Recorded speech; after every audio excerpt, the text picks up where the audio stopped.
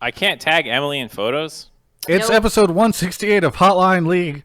Mark Zimmerman Just trying to use tag. at League of Emily. I You can't tag me in photos. I did now. try to tag Yeah. Emily in a photo earlier, and I also Yeah. struggled, and now it's become such an issue that we're discussing it at the. I'm not opening DMs. I'm not allowing people to tag me in photos. Yeah, no one. I don't. Sorry. I would never recommend Yeah, open. not DMs. pushing for it. Just remarking when I was trying to Anyway, tweet off. we got a spicy episode for you every week, and yet this one is No.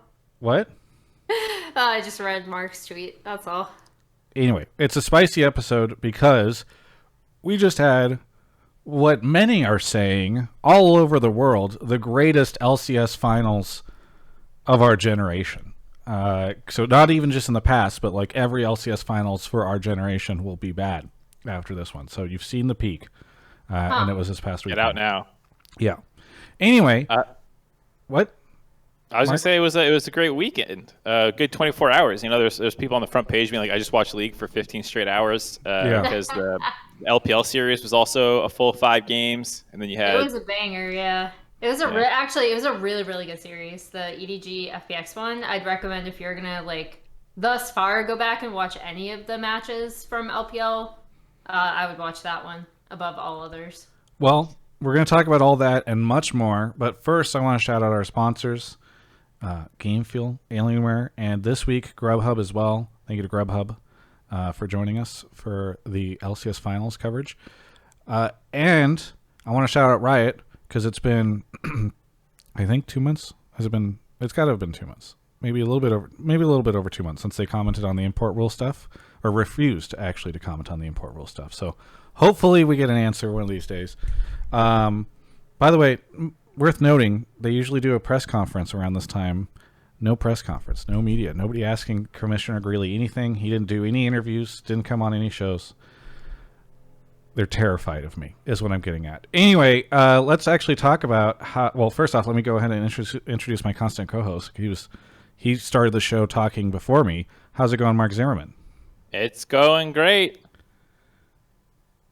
Anything else? How's your week been? It was good. Could you talk about your week without talking about finals weekend?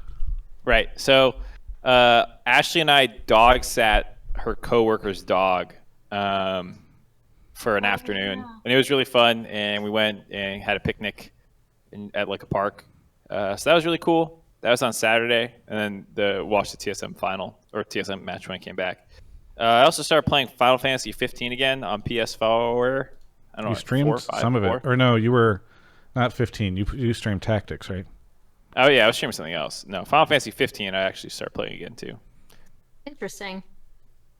I like it. And our guest this week is Emily Rand. Emily, what were you going to say to Mark just now? I was gonna say that I have a soft spot in my heart for Final Fantasy 15 because the first, the longest, the biggest portion of it is so much fun. It's some of the most fun I've ever had in a Final Fantasy game, but it has many, many, many, many narrative flaws and gameplay flaws that you have to get over. But I do have a soft spot in my heart for that game specifically because of the road trip part of it is so fun. Yeah, I think, like you said, there's a lot of problems with it, but it was very ambitious, and I felt like while it ultimately fell short in a lot of ways to be a cohesive game, they actually did hit the elements that they were aiming for, which is that sense of camaraderie, that road trip feeling that you're talking about. I mean, it's all guys, so it's a little bit unfortunate, in the modern day that it doesn't have any other representation, but it is that feeling of you and the boys out on the road, Mm-hmm. And yeah, it's really fun. It is really cool. I tried to get into Final Fantasy 15 and just couldn't. And then after I played Final Fantasy 7 Remake, I wanted more Final Fantasy, and so I thought maybe I'd go back and play Final Fantasy 15. But then just everything I heard about Final Fantasy 7 Remake is they're like, wow, this is what they should have done with Final Fantasy 15, and this is they actually made the battle systems and everything really good for Remake and all that stuff. And I was like, okay, well, I don't want to go play a worse version of this. So I think the battle system is the big thing. That 15, I hate their battle system, and they take all of the things that you kind of assume that they wanted to be able to do with that battle system and improve it and make it really awesome for Remake. remake battle system is so fun. I cannot It's super understand good. how fun it is to play battles in that game. Yeah. Agreed. Well, Emily, how have you been? I'm doing pretty well. I've been watching a lot of League of Legends because LPL playoffs, for those that don't know, it was double elimination bracket, and so it was every single day last week. It's been really interesting. The main story, if people haven't been paying attention, is that FPX are on the rise again. Tian is back in the starting lineup because they've had a bunch of issues with swapping around their junglers. Tian had mental health issues and I believe a wrist injury, but an actual injury to his hand or his wrist, I forget. And then they had Bo, who was involved in a match fixing thing that wasn't like, it's one of those things where you read into it and it's not necessarily his fault as a player, but he did end up doing it, so they had to bench him. And then yeah, so they've gone through like a whole bunch of jungle swaps, and now Tian is back, and they're looking really good. And it's just a very cool redemption narrative for Tian individually. So he's been playing really well. They've been playing really well. The EDG series was great. I expect to see EDG in the finals, but I believe they play RNG tonight. So, Well, thank you for catching us up on LPL stuff. Yeah. You have been watching a lot. One of the questions I was going to have for both of you guys is like, how exhausted / how much did your feet hurt after yesterday? Because I mean, I assume you were sitting down during the games, but like just sort of seeing you guys stand for so much of yesterday, I don't know, and being there for so long, much longer than I'm sure most people thought it would be. I'm kind of curious how fatigued both of you are. I mean, I was sore today when I woke up a little bit in my feet, just because I haven't like stood for an extended period of time. Yeah, that's what's quarantine atrophy. Yeah.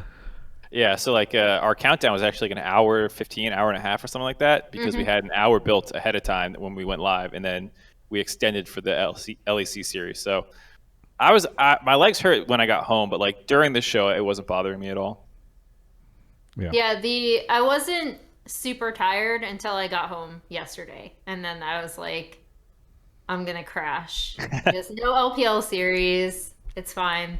I can sleep. And so I just like zonked out.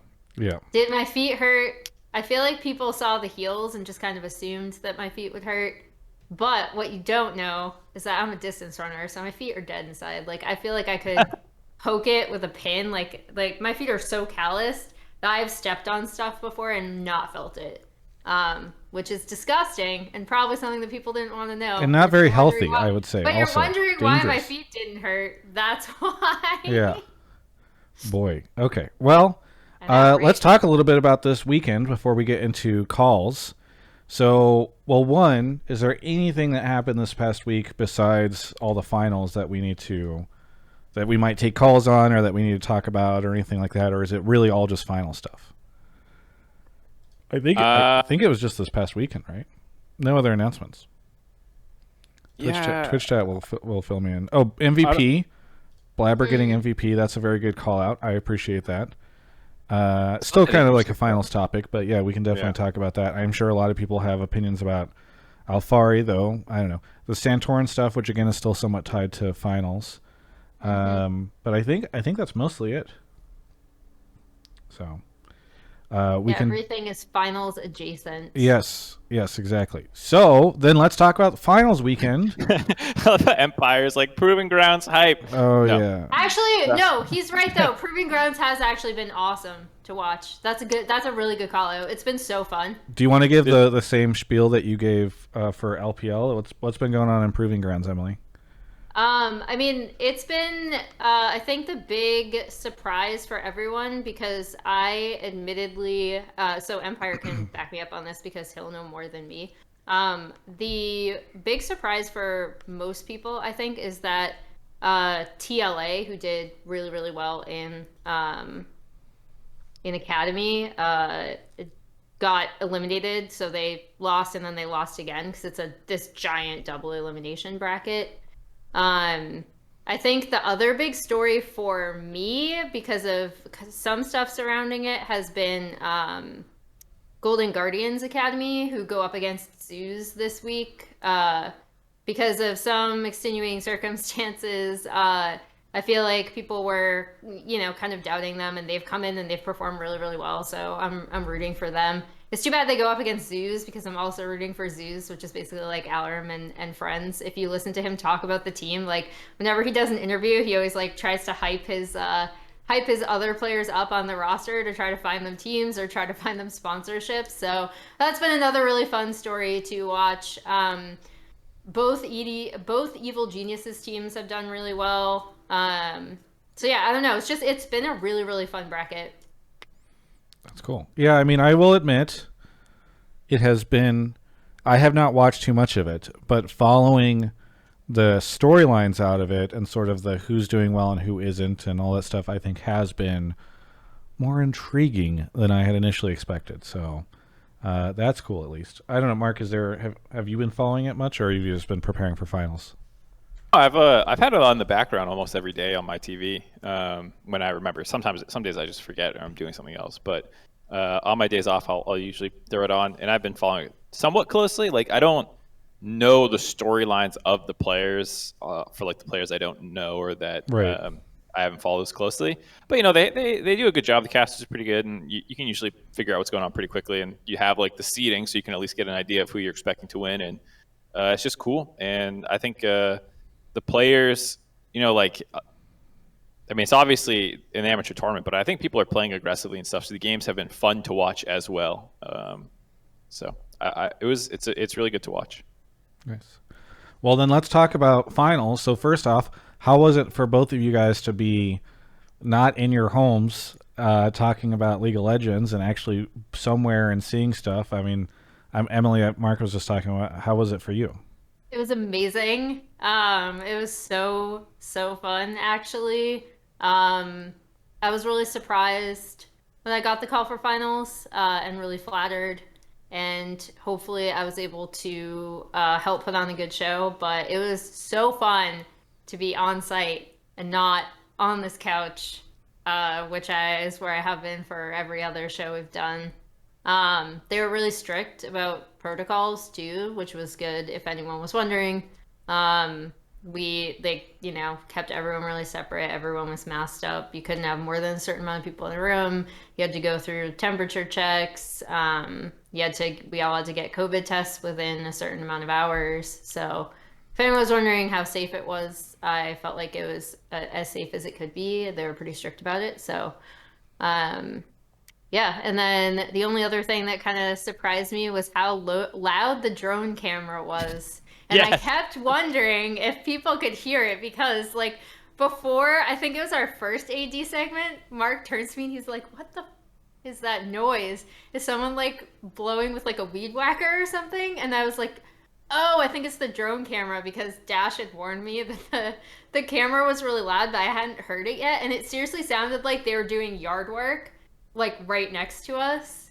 And so once you like tuned it out, it was fine. But like Mark was saying this off camera, but when the camera would swoop down to get like the trophy shot or like follow the players up the thing, it was so loud and you could still hear it very easily through over our IFBs. So I did not hear it at all.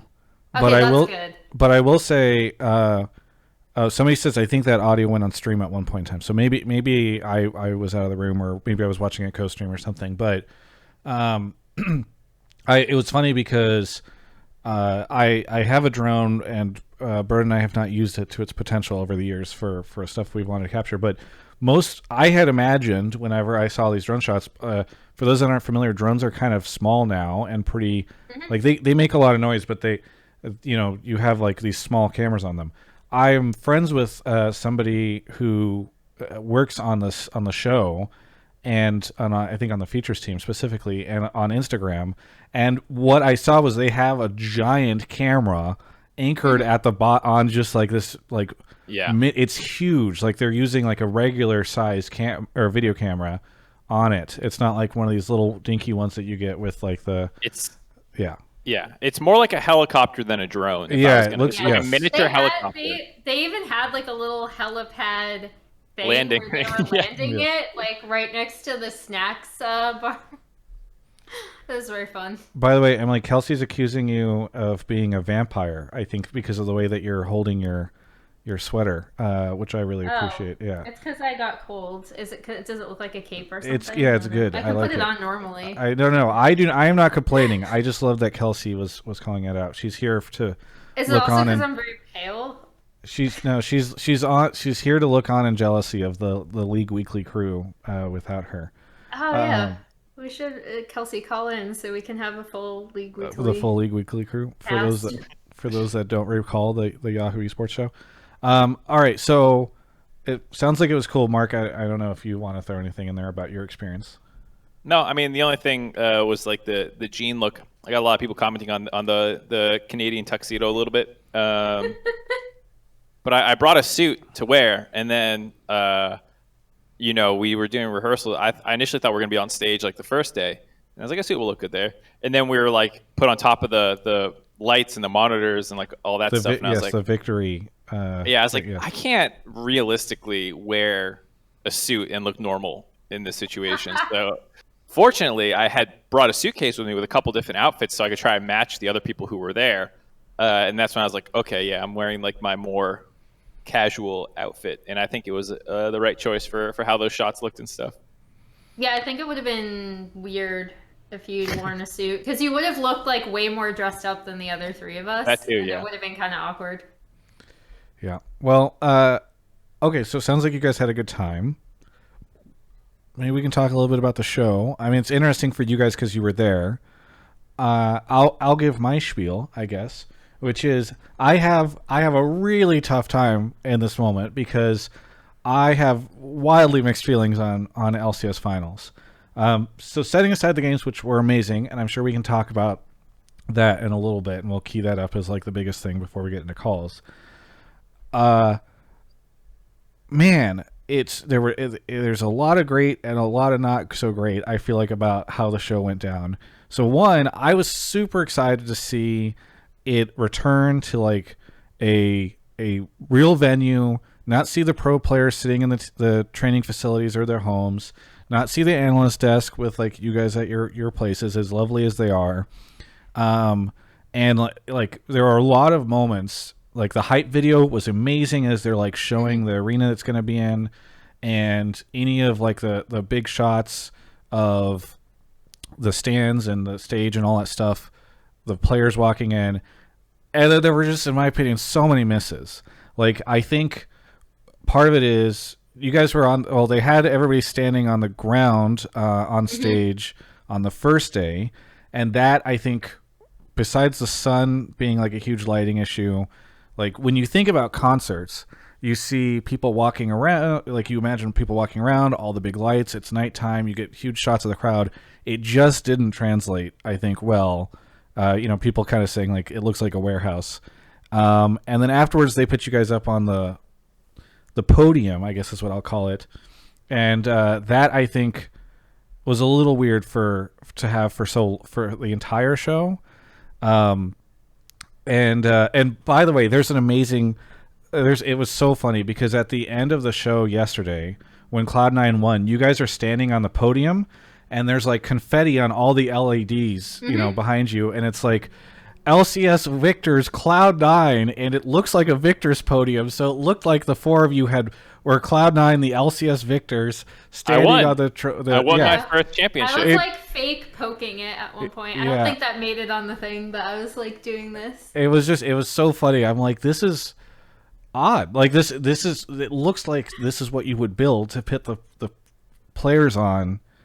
So that was weird. And then just like hearing a lot of the stories about the players having a really tough time with the setup that they were on, I think is like really weird. And it's really tough for anybody like me who's been around since like the first time Riot did an outdoor event, which was Season 2 Finals, and all the weird issues that came out from that with the sun and all that stuff. So I don't know. It's just like it's crazy because I want to give like I'm really happy, and I'm sure everyone was really happy to be able to be back in live in person, and it was so great to see that stuff again. I even think like having it in an arena felt really cool, or at least like in a stage venue, I guess is maybe what we should call it.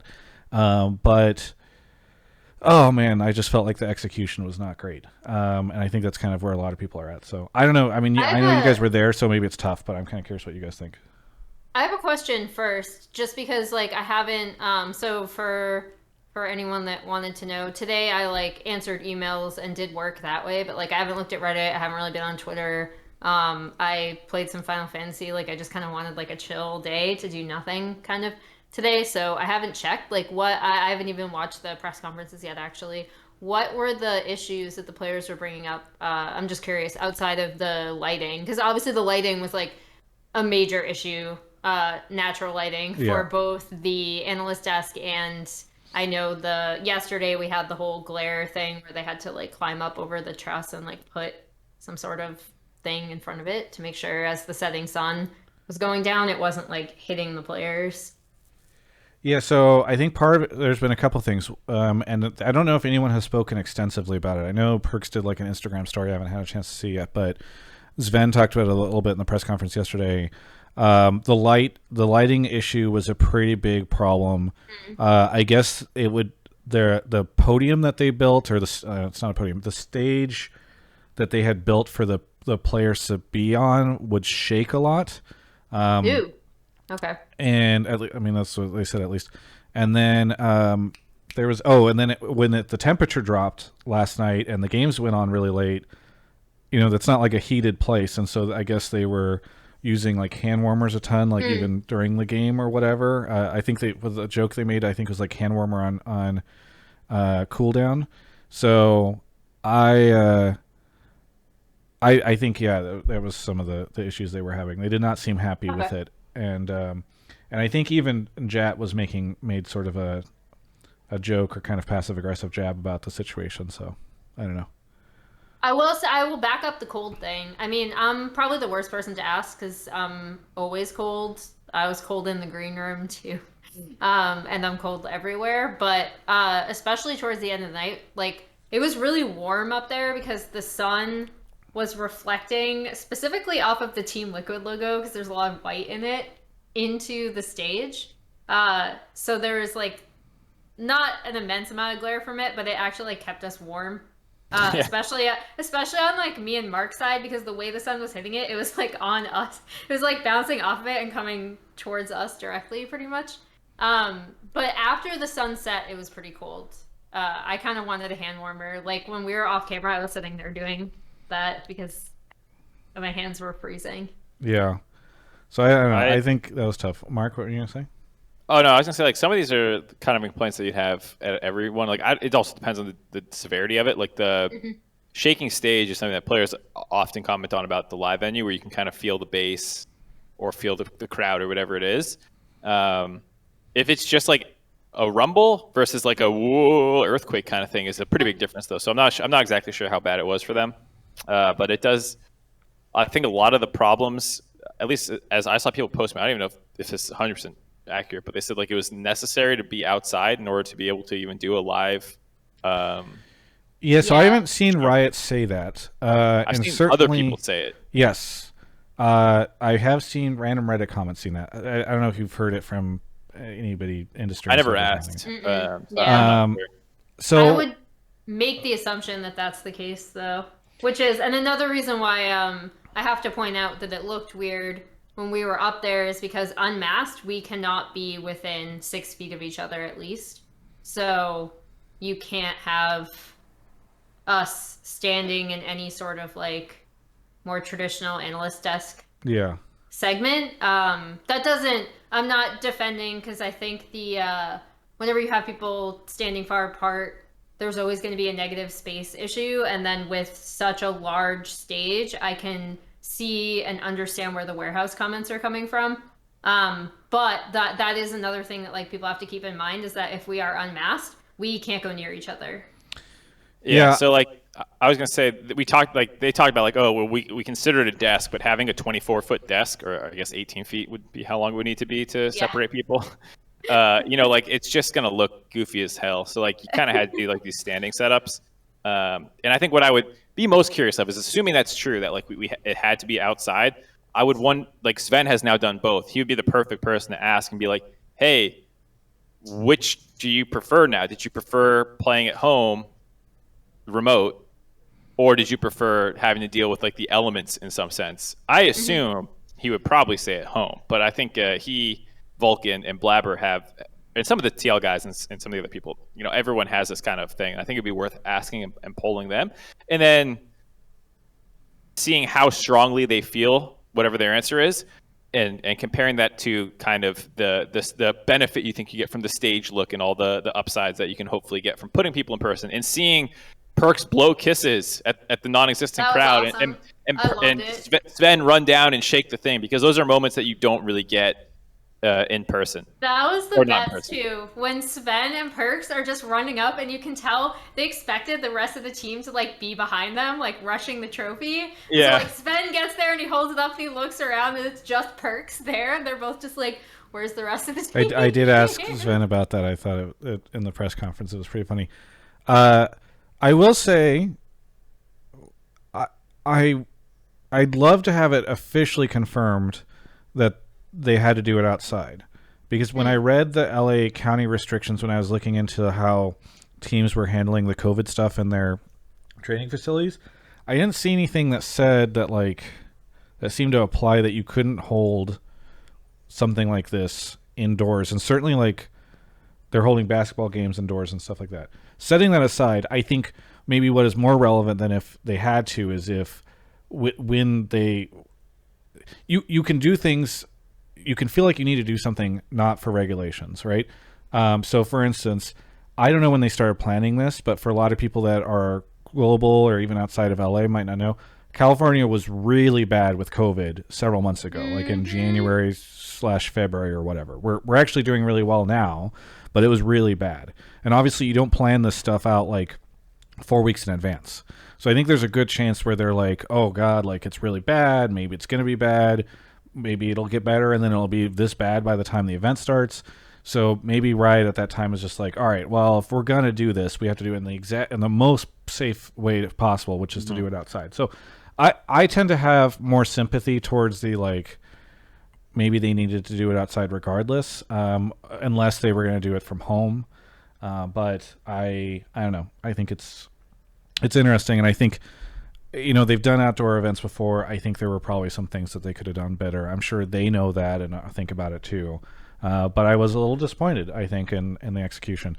Even just down to little things like, I don't know why the casters needed to look like they were on leashes. I don't know if you guys were able to see that, Mark and Emily, but like in the studio. I saw the meme with Captain Flowers, yeah. Yeah, and like somebody told me Freak looked like he was jacked into the Matrix because like the cable went to like the back of his neck. And I'm like, yeah, it does kind of look like that. And it is kind of goofy. And I kind of feel like in 2021, we probably have technology to stop having tethers coming out the back of people. So it's just like, it's little things like that where, you know, if you just, obviously nothing's going to be perfect, but there are ways to optimize, you know? John Zoidberg, PhD, in Twitch chat says, when the venue was booked, we had to be outside. And then Raz asked, are you with Riot? And he said, yes. So there's your answer. I try not to take, you know, I didn't come through an official Riot channel, so I feel weird about highlighting. I don't know. John Zoidberg, PhD, sounds as legit as you're going to get. Yeah. I looked up the Los Angeles County Department of Public Health guidance for small private gatherings, which I don't necessarily think that this there's a sports for. Okay. Sorry, I looked into this a while ago. Everything has to take place outdoors with everyone wearing a mask. There's a sports one that I've been informed all the LCS stuff falls underneath one, and that's got different stuff. Regardless, I just think show could have been better. Kind of rough parts. Even little things like Dash interrupting the song for like a monologue about LCS, I thought was not great. I know some people like that, but I don't blame Dash. Yeah, for but it, by the way, that's more taste stuff than anything. Yeah, but I just wish the LCS had good taste. Yeah, Travis, you have impeccable taste. do. Whenever I'm like, man, that guy gets it. I think Travis. I think there's some parts of that I agree with. Like, it would have been nice to have the band play. Like, I don't disagree with that idea about, you know, having Dash do some monologues intercut with the band doing stuff, I actually think that works pretty well. But I can see people who were excited for Pentakill and just wanted to see Pentakill play live. And I think it could have been solved by just having them play a full song, the full new song, and then do this with like one of the ones that already existed. I think that's right. Or something like that. I think that's right. Like hits both people's palates that way. I was not into Pentakill. In fact, I don't even tend to like that type of music. But I was vibing on it. I was like, this is actually a pretty cool opening ceremony. But because it was like, God, it felt like it was like a minute or so into the song that happened. I was like, no, this is so disruptive of what I thought was going to be like a longer performance. So I think you're right. I think if they'd done one full song and then they play this kind of like hype thing and like Dash comes in, I think that's how I would have liked it. We're nitpicking now, and Kelsey's accusing me of being a negative Nancy. Well, you are. So I do want to say one thing, though, because it wasn't the Reddit thread. The keyboardist guy came in, and the guitar guy as well. I think he does both. Whatever. Atlan Keys. He went in and commented on some of the stuff. People thought there was playback and it was, lip synced and all this stuff. And he was saying, no, it wasn't lip synced. It's probably delay from the cameras not matching the audio or something. So, like, you would get a shot of him singing live, and then you go to a different shot, and that one would be like a second behind. So there were some of those kind of technical issues that kind of enhance some of these things that I think people didn't like about the performance, as well as like daylight shots will just never look as cool as night. Like even like Warp Tour and some of those things that you see, like, just would look cooler at night with like lasers everywhere. Yeah. The pyrotechnics, like, it's just, of course. But the other thing that was really annoying was like the amount of people who were like, man, they did the band dirty. The band, they fucked him over. This performance sucked because they fucked the band over. And I'm like, I'm pretty sure the band doesn't like seeing that. Like, I don't think you're defending them the way you think you are, people on Reddit. I mean, at least it's a way of them expressing frustration with the performance while not blaming the band, right? For sure. But I think like when you see this guy's response, it's kind of like the band thought like they enjoyed it. It sounds like that they were happy to be a part of it in the decisions that were made. So like, it was just really funny seeing like the people being like, man, they did the band so dirty, and the band's like, actually, hey, we were happy. Yeah. It's like, maybe just don't project. Yeah, I was gonna say, just a small anecdote. I don't know if you were there yet, Mark, if you heard it, but we could hear the lead singer warming up. Yeah. Like, just randomly freestyling. He's nuts. Like, so I wanted to, like, I guess, debunk the myth that it was lip synced, because it definitely wasn't, as someone who was there. But also, that lead singer is so good. Like, he was just warming up behind us, and he sounded insane. I wasn't speaking for the band, Edmondson. I'm talking about what the guy said in his text post, who's a part of the band, said that they were happy. Yeah, How is that fine. Speaking? Twitch chat is they're in another world right now. Let's spend a couple minutes here on the games and just get your guys' baseline takes before we get into callers, because obviously that's going to be the vast bulk of the show. So let's just say what did you guys think? Was that the best LCS finals of all time? Are people overhyping it? I mean, I don't know what you guys think. I think narratively it has to be up there, outside of probably the CLG TSM Madison Square Garden finals, which is probably like narratively, like, people might not remember the narratives going into that, but they were pretty insane. And to have CLG come out with a 3-0 there was absolutely nuts. But I think there are a lot of like really cool storylines here, especially with C9, the C9 team specifically, that hopefully people are enjoying, because it was cool to see them win after last year's spring, especially, and to see them be able to go to MSI seems kind of like not a redo, but like it's just really fitting narratively. Yeah, no, it's true. I think it was really good, and it felt really good coming out of quarantine to have a full 5-game series and have the hype and all this stuff. So I think it was great for a lot of those reasons. But when I think back to a lot of the most memorable best of fives, I'm not sure that I would put this one up there with some of the Madison Square Gardens and the 2014 summer where there's the crit on the turtle crit, or maybe the double lift with the Lucian culling play against C9. Like, some of those ones I think stick out a little bit more to me, but I mean, it's definitely up there as one of the great series. It's funny because I after the LEC match earlier, and it went to 5 games, and it was like epic, and it's like which of these new teams are they're like fighting to finally get to be the new kings? What do the LEC folks say? The new era with the new kings. And I was just kind of like, God, I really hope our finals don't suck, especially because. I mean, maybe now's a good time to ask about the day before, but I felt like that TSM TL game match series was not great. That felt wasn't like it for sure. Yeah, it felt like TSM was really all over the place and some really weird stuff happening. And so I think, when you're obviously in hindsight, you're like, oh, of course this was going to be sick. But after seeing that match the day before, you're like, oh, God, please don't give us that round 2 or whatever. So, and then especially like knowing about the sub and wondering what TL can actually pull out, especially there was a high chance yesterday sucked, and it did. Yeah. So I think that was really cool.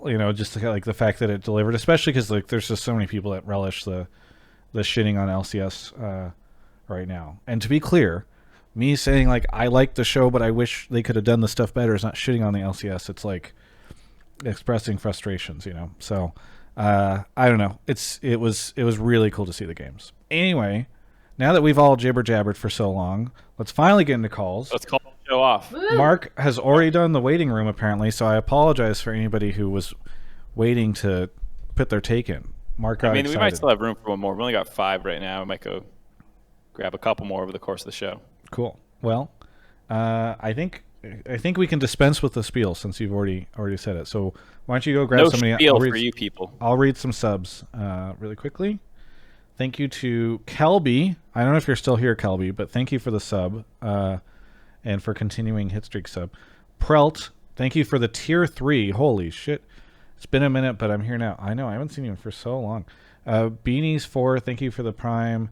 Infi, Rico Suave for 34 months, Typhoon Old, Ammon Deep 7, Bri 9397 for 6 months, J Dubs 404, Wooden Post, and Silverius. Thank you everyone for the subs. Smart Kitty Momo, thank you as well. Looks like we got Vero here. Vero, where are you calling from? Hello, I'm calling from Schwockhövel in Germany. Oh my God! Nice. I apologize that we jibber jabbered for so long because you were probably waiting a while. It's late there. Don't worry, I'm a uni student and my sleep schedule is fucked anyway. So I'm like, it's nice. 5 a.m. almost, but I'm completely fine. What time is it there? It's almost 5 a.m. Yeah. Okay. Yeah, I see some other EU folks in the chat shouting you out. My God. Okay.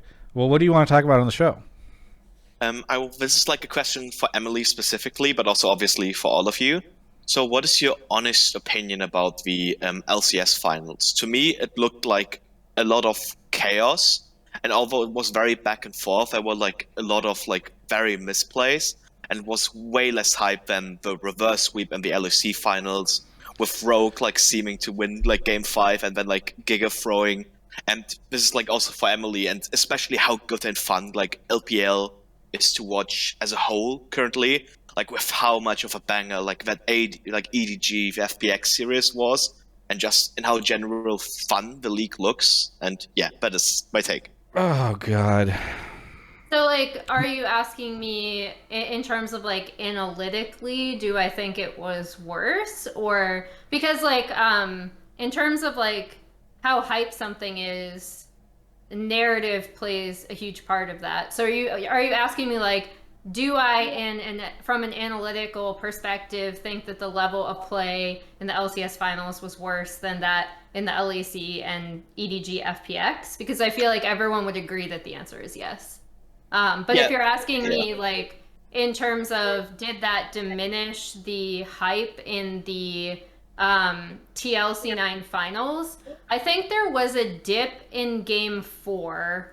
I really disliked game 4 because I felt like TL gave up so much for free in the like early to mid game that they didn't have to. So whenever C9 were taking something with a composition that I was, let's just say it was a lot more difficult to execute in terms of as opposed to TL, who had better scaling and a little bit better synergy than in their overall composition.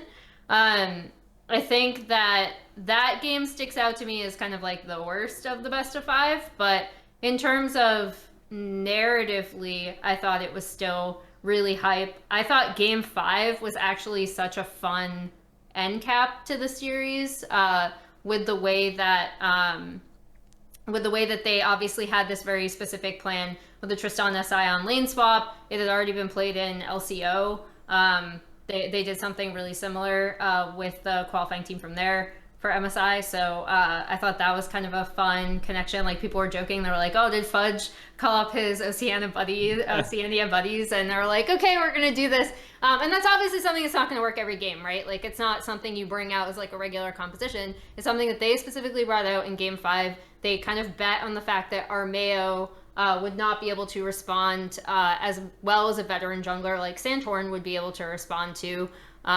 So I feel like when people talk about the Armeo versus Santorin argument, they might point to that game and be like, hey, you know, this is a situation where a veteran jungler like Santorin, he might be able to respond a little bit better to that because he has a ton more experience under his belt, right? But in terms of, so hopefully I'm answering your question, because I think there's a difference between saying like, well, analytically, LCS is worse. Like, come on, like, we all know that. Like you should just accept that as a baseline. And when you're talking about LCS, I have like a rant about broadcast that I can save for another time. Mark already knows it because I've already ranted to him about it. But like, but I feel like I'm really sick of couching my words in terms of, well, LCS is worse. Like, yes, we all know it. So now, with that baseline in mind, let's work on breaking down these teams. Let's work on just talking about the series with that already in the back of our mind accepted. And I guess I wish more people would do that. I'm not saying you're doing it, but I'm just saying when I talk about this in comparison to other regions, which is what I was asked to do, that is something that always is in the back of my mind. Hopefully I answered your question. Yeah, like almost as a follow-up then, how do you like view it then? If you like, do you like basically view each, if like in this context where like international is like currently like not available, MSI is up, do you then like almost like box these like different regions in a sense of that you all see them as individual leagues without the greater context, like analytically, of like the international like meta and international like skill level?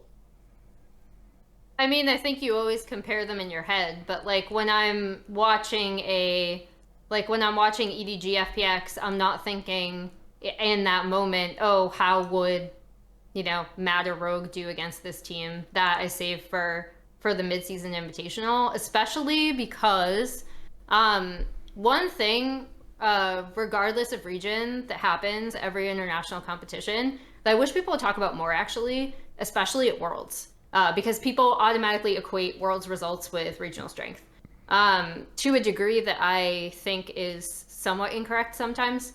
For the past, like, since I would say you could make the argument probably since 2017, you could maybe make it earlier, but I'm going to say like my cutoff kind of is 2017, where you have a team that is the best team in the world winning Worlds because they're the best team in that meta, right? So 2017, you have Samsung Galaxy who were actually better in that meta than T1. And then the next year, you have IG, who were definitely not the best Chinese team for the majority of the year. That was RNG, who had more of a 1-3-1 style, who had more of like a 5v5 team fighting style. And like, yes, IG had to learn how to 5v5 team fight to a point, but their basic strategy, their most basic strategy was literally red side counter picks, we have the hands. And, you know, like it's slightly more than that, but like if you boil it down to like the basics, that was what the meta ended up being. It was a lot more solo lane focused. That's why you saw a team like G2 end up doing really well in that meta. I think you can point to even last year, and that's why Suning ended up going so far. That's why Fnatic looked so good against TES, because Fnatic was an insane team in that kind of meta. in the meta of last year, where TES was actually not at all. And you still kind of see them struggling, especially given some of their drafts are pretty poor and their team fighting isn't as good as other LPL teams. So I don't think you can like ignore regional strength, but I also try to look at teams more individually in terms of like, okay, what is this team good at? What is this team not good at? For C9, they obviously really want to get Blabber involved as early as possible. He's the main carry for the team, and they focus on stacking waves, specifically on top side. But yeah, like hopefully I started rambling, but I'm pretty, hopefully I answered. Well, to throw in another 2 cents, like I think it is fine to, when on regional talk shows or regional whatever, broadcasts, to separate yourself a little bit from the international situation. I don't think you have to, I don't think it's even good. I don't think it makes the product any better to take that extra context into account. So I don't watch the Brazilian league or the Japanese league or whatever, and I definitely can't understand their native casters and what exactly they're saying. But I doubt when they're like, that was a great player, this is a great player, I doubt they're couching it, to Emily's point, in this greater context of well, but we're a minor region and we haven't really done much at Worlds recently. And I think they just say it, and people understand that. And I've been saying for a long time that NA is an underdog region. It's time to adopt that mentality. I've been saying this literally since I think 2016, maybe 2017, but it's still my stance. We are the smallest major region, and you can talk about the money and the other advantages we have. We can talk about paying. We can get into this whole debate about exactly how good NA should be. But the fact of the matter is, we're the underdog every time we go up. And we've got the stupid import rule. That's just Travis. and I so swear to God, I'm gonna come through the. You can celebrate and talk about your players in the regional context during the regional part, and then when you go to MSI, then you can be okay, well, in the finals, C9 made these mistakes, which I don't think, FPX or Rogue would make, and yada, yada, yada, and the TL didn't push them here. And, that's fine, but you don't need to worry about that before you get to that part of the split or season. Yeah, nobody's in Proving Grounds and being oh, man, this EG Prodigies team, that's an okay play, but my God, if they had to play against C9 in the LCS, come on, what the hell is that? You know what I mean? It's You need to celebrate stuff at the level that you can. Similarly, what we Americans suck at soccer, right? Compared to the rest of the world, I can make that statement. So I'm not yes, Travis. incorrect. Sure. Okay, I'm you don't sorry, go it's to the LA Galaxy game. I think they're a soccer team, and then they're oh man, look at how much these guys suck. They get owned in all these places in Europe and elsewhere and blah, blah, blah. It's what? Maybe we just talk about the game that we're watching right now. We don't need to compare everything to let the opponents be the standard, or the team themselves. Don't let it be we're comparing them against the most optimal situation ever. And I want to throw one thing, because someone in Twitch chat said, tell that to LS. But that's his own personal stream and his own content. And he, in particular, is a very global thinker and commentator. He watches every major region. He's talking about all of them pretty much every single day. He has a pretty constant rotation going on. And so for someone like him, he's not on the main broadcast. He's not doing this kind of stuff. And he's not, in the Reddit comments talking with people in the post-game thread saying no, these guys are shit. How dare you think that? I think those are the people that we're talking to. Whether it's us on broadcast need to be more confident just saying, oh, this is great, not worrying about couching. And same with the Reddit comments, you don't need to go in there and be these guys are going to get shit on. That game was a clown fiesta. His own content is his content, and the people watching him want that context. So I don't think that this is a one-size-fits-all suggestion that we're making either. I will say I do hope some of the other co-streams take off as well, like the G4 one that happened this past weekend. And I think previously I had said Doublelift was very negative. Perhaps the inclusion of Meteos and Sneaky has tempered him a little bit, but I think we're going kind of far off now, but one of the values of the co-stream stuff is that you have a wide variety of places to watch content. And for a while it felt like the co-stream meta was just this is garbage. Oh my God, I'm getting a headache. I can't watch this, blah, blah, blah. It's that's what you got on every co-stream. And I'm like, okay, well, we're 2 weeks into the start of the year. These teams are filled with players that haven't played in the LCS before. So I do hope that we see some stuff. We've kind of answered this question for quite some time now, but hopefully we were able to get your follow-up, Vero. Yeah, thank you. Just lastly, I think I agree with all of you. Especially, I really like your point, Emily, on the that you have to look at the specific meta where a Worlds team won. For example, when IG won Worlds, Fnatic was not the second best team in the world that year. That was probably still KT Rolsters who lost in the 5-game series.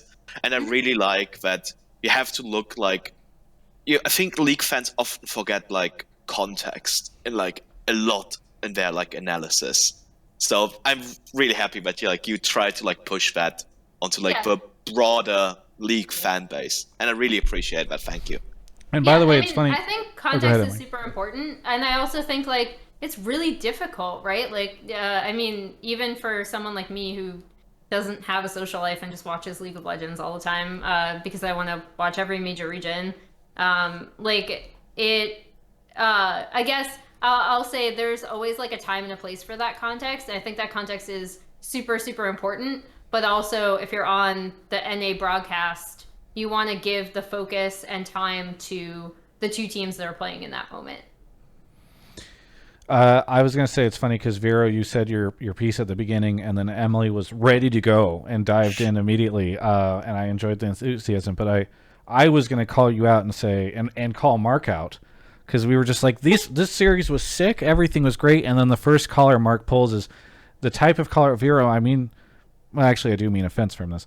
You seem like the type of person who after you watch the LEC finals, and then you join the raid into the LCS Twitch chat. And then you immediately start spamming healthcare, Omega Lol, and well, I mean, that's a fair spam. These teams, oh my gosh, blah blah blah. Imagine watching this. Wow, 40K viewers, Omega Lol, etc. etc. And I'm like, oh, we got an EU hater as our first call after the LCS finals onto the show. I'm mostly teasing, but I just thought it was funny that I had a very visceral reaction whenever the first thing I heard was yeah, you guys thought the LCS finals were great, but did you see Rogue versus Mad Lions? Come on, tell me right now that was better. I realized that it looked kind of funny, especially after you talked about that the narrative was super hype for the LCS final, and I'm glad to say that I came into the call with a bit of that mindset. But your points mellowed I think your points helped me understand that, and I think it probably looked harder on paper when I actually intended to sound. I didn't want to sound in. I'm just teasing. You're good. Yeah. I do actually, Mark. Really quick question. I don't know if we have a call in the pipeline about MSI and C9 and MSI and all that stuff, or at least C9 and versus EU or whatever. I don't really have one because I assume in the weeks leading up to MSI. Well, I just want to ask, since we are on the topic of the LEC stuff versus the LCS stuff, one of the things that I was a little hopeful on when G2 didn't make it was okay, hey, this might be a bit of a boon for North America because we're going to be sending.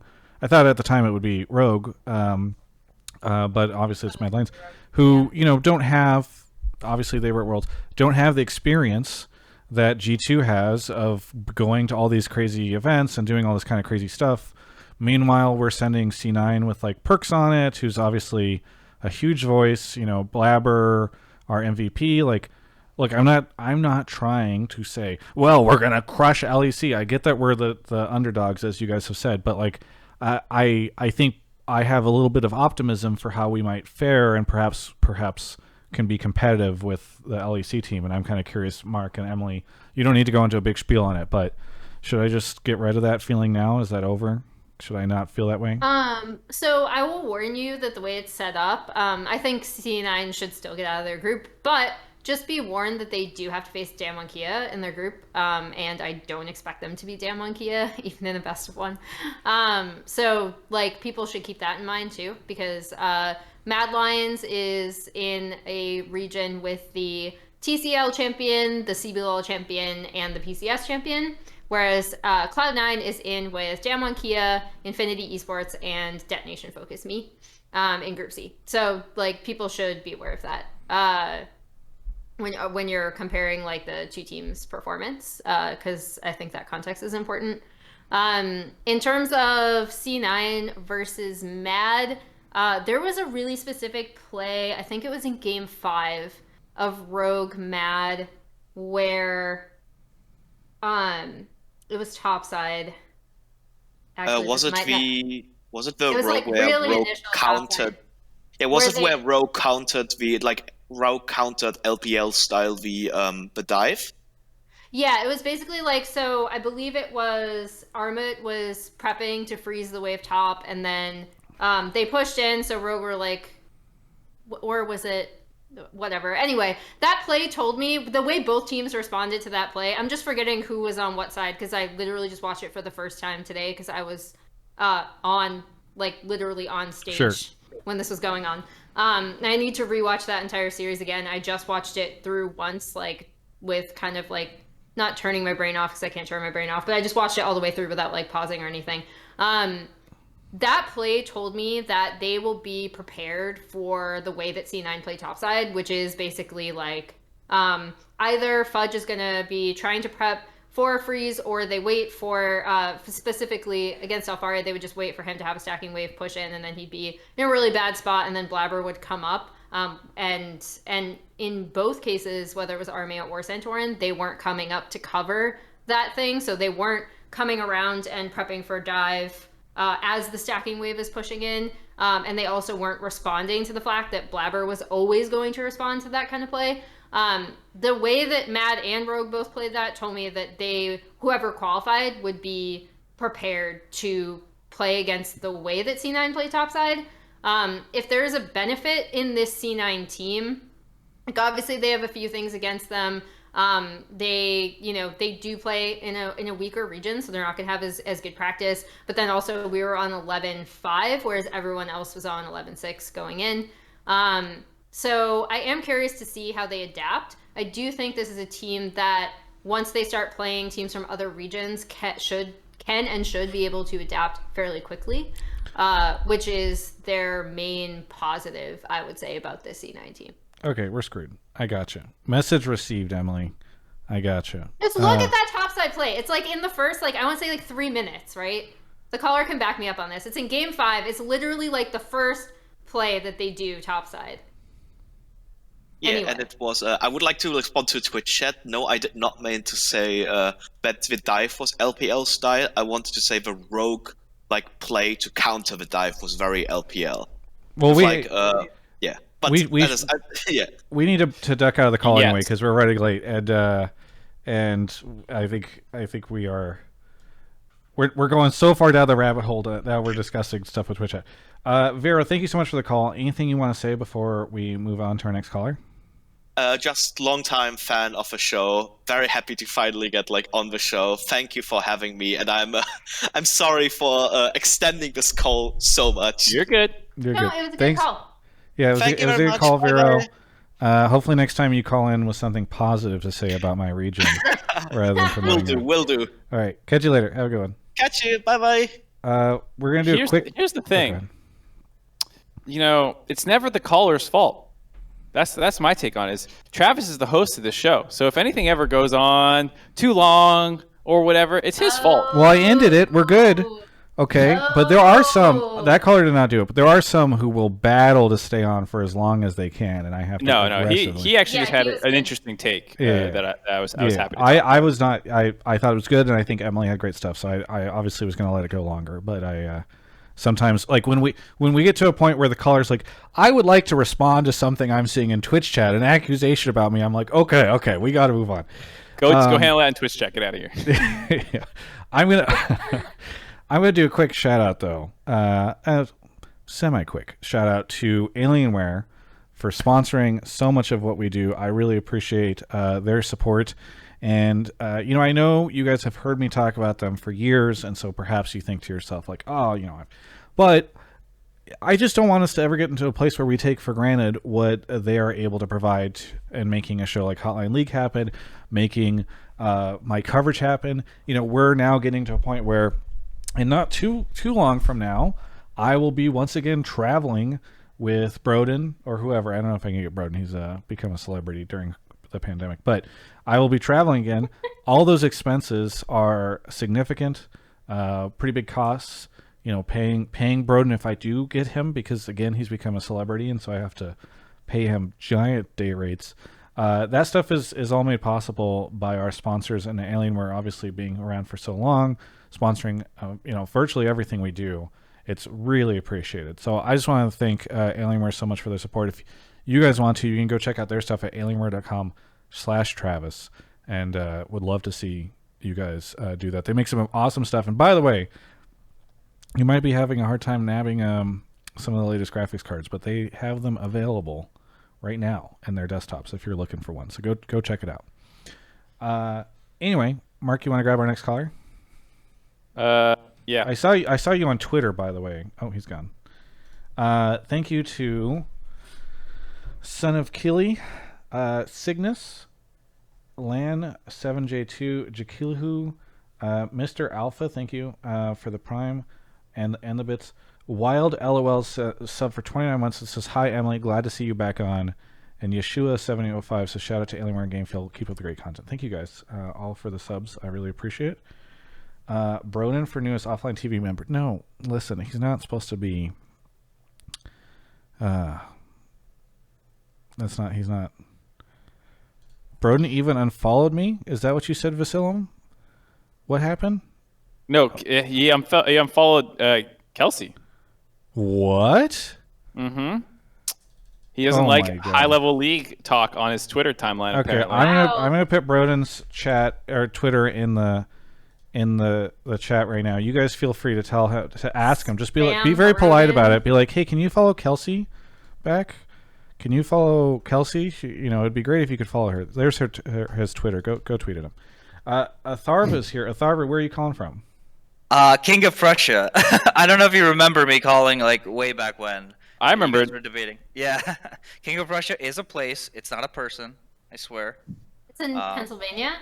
Yeah, it's. We were talking about all the giant mall, but yeah. I was gonna say I remember that all the weird names are in Pennsylvania. Like Bethlehem is there, and I don't know all the weird names. By the way, I will shout them out later. But thank you to Grubhub Gaming for dropping 20 gifted subs right now. Welcome back, King of Prussia. I do recall you. I don't recall your take. What was your take the last time you were on? Yeah, it was actually it's perfect. Segue into this one. So my take last time was that I was very nervous. This was after Perkz joined C9, and I was excited as hell, but I was extremely nervous because I didn't think that Perkz and Blabber were going to synergize as well as Niski and Blabber would, and not from the Perkz angle, but from the Blabber angle. I was afraid that his ability to play to his laners was going to be a weak point, and I didn't know if he had that style in him. And after last night, I was 100% wrong, and I'm so glad to be wrong. Well, and I mean to go back to what your main point was when you called in was that the TL-C9 rivalry point I think was the interesting thing that you mentioned. Oh, sorry, I thought Travis was asking about my previous take when I was. He was, but fuck Travis. Let's get into your real take. Yeah, okay. Go ahead and go for it. Yeah, so my take is pretty much the opposite of what the previous caller was calling in about. My main take is that the biggest rivalries of the past in NA have kind of disappeared and left like a massive narrative void. There's no more like TSM versus CLG or even TSM versus C9. Bjergsen's a coach, Doublelift is retired, and honestly with the caliber of players we saw last night, I think that Team Liquid and C9 are going to be the rivalry moving forwards. And honestly, as a lifelong C9 fan who was absolutely crushed when, at the time, my favorite player, Jensen, left our org to join Team Liquid, and to watch Team Liquid like dominate our org for so long, this finals to me was my favorite LCS finals of all time. I mean, it had everything. And I know that for the next month, I'm going to have to hear about how delusional I am for thinking that this was good League of Legends and how the drafts were really bad and Team Liquid had a sub and a million other reasons for why C9 is going to get crushed. But It's right illegal, now, by the way, to celebrate. Right now, we them boys, and we got Perkz, and I'm so fucking hyped. Watching Captain Flowers and Azael feel the same energy I did while watching that game, contacting my friends who, honestly, we haven't watched a full league match in like, it's been almost like a year and a half. Like we call each other and we're getting on Discord and we're hype as fuck when that that bubble threads the needle and hits a tactical. Like, it was just an amazing series, and I'm so excited for the future between these two teams especially. Yeah, that's my take. I'm really excited to hear this. I definitely think that the beginning of this year, it felt so bleak. I think, at least from a narrative sense, like it felt like there were less people watching LCS, and I think there still has been a bit of that, but less people really care about a lot of these players. I mean, we had Andre on from Immortals not too long ago, where he was talking about just like lack of storylines, and I think perhaps some are going to accuse me of trying to force this TLC9 thing. But ever since, I started talking about these players, and, Sven said that he feels like TL's like their only real rival, and we saw these guys meet twice in playoffs, and the way that series went, it really does feel like we're going to be able to build these two teams into the big names. And, obviously I know TSM fans are going to say, hey, I've got something to say about that. TSM's going to come back, or 100 Thieves fans, I don't know. But I really do think like this is the birth of a new rivalry, and I'm really hoping that everybody, the teams and Riot and media and everyone, co-streamers, all really lean into this as like probably the bigger story in LCS this year. Yeah, I think. Oh no, go. Oh, Mark. Okay. I think overall I was really happy with the weekend. I think the whole idea that this is going to be the main rivalry for the LCS, I hope it's true, because I think a lot of the elements are there in terms of the personal rivalry a little bit between Jensen and Perkz. They've met at international competition a number of times. They've, Jensen had to battle Bjergsen, and now Perkz joins right when Bjergsen retires, and it still feels like he's playing second fiddle for best. Jensen out the gate saying that he's like, I don't think Perkz is going to be that big of a, yeah. A little bit of trash talk between the two of them. So, like, I think that's hype. I think the orgs going at it is hype in terms of just, like, you want to see the two best teams go back and forth over and over again. So, overall, I hope it is an era of dominance for both of them in that sense, kind of like how Fnatic and G2 were. And if TSM can climb up there, make it a 3-horse race, great. But even if it's just the two of them, I would love to have some international showings to back it up. That'd be the only other thing I want to add into the mix. I mean, if what we keep talking about, old kings and new kings, or whatever the hell everybody, I don't even watch enough LEC, but I just know everybody on Reddit gets really whiny about it. But it's like, if the G2 Fnatic rivalry is gone, who cares about this Rogue Mad Lion stuff? The new major rivalry in the West is C9 TL. This is what we should all be talking about. All right. And like give us these guys battling out back and forth for like a couple years, so that we get all the love and hype that EU has had as they've had two of major teams like battle it back and forth. Emily, what were you going to say earlier whenever you and Mark were literally repeating every word you were saying at the same time? It's okay. We do this on broadcast all the time. Yeah. The big thing that I really like about this rivalry and the way that it has formed, and one thing I think that we could definitely do better on broadcast, just generally, like I'll call myself out on this, is like translating when we see two teams like this constantly going at it, and the format sets up such a neat rivalry narrative package. So like, they went at it in lock-in tournament, which is such a cool way to kick off the season, because we did get to see these two teams in a best of 5. And in that best of 5, we got to see how quickly C9 already improved from the beginning of lock-in tournament just to the end of it, despite losing. And then throughout the season, these, like I said this on cast, I thought these two were by far and away a kind of record be damned in terms of play. I thought these two teams were the two best teams in North America, and these were the two I expected to see in finals. I think that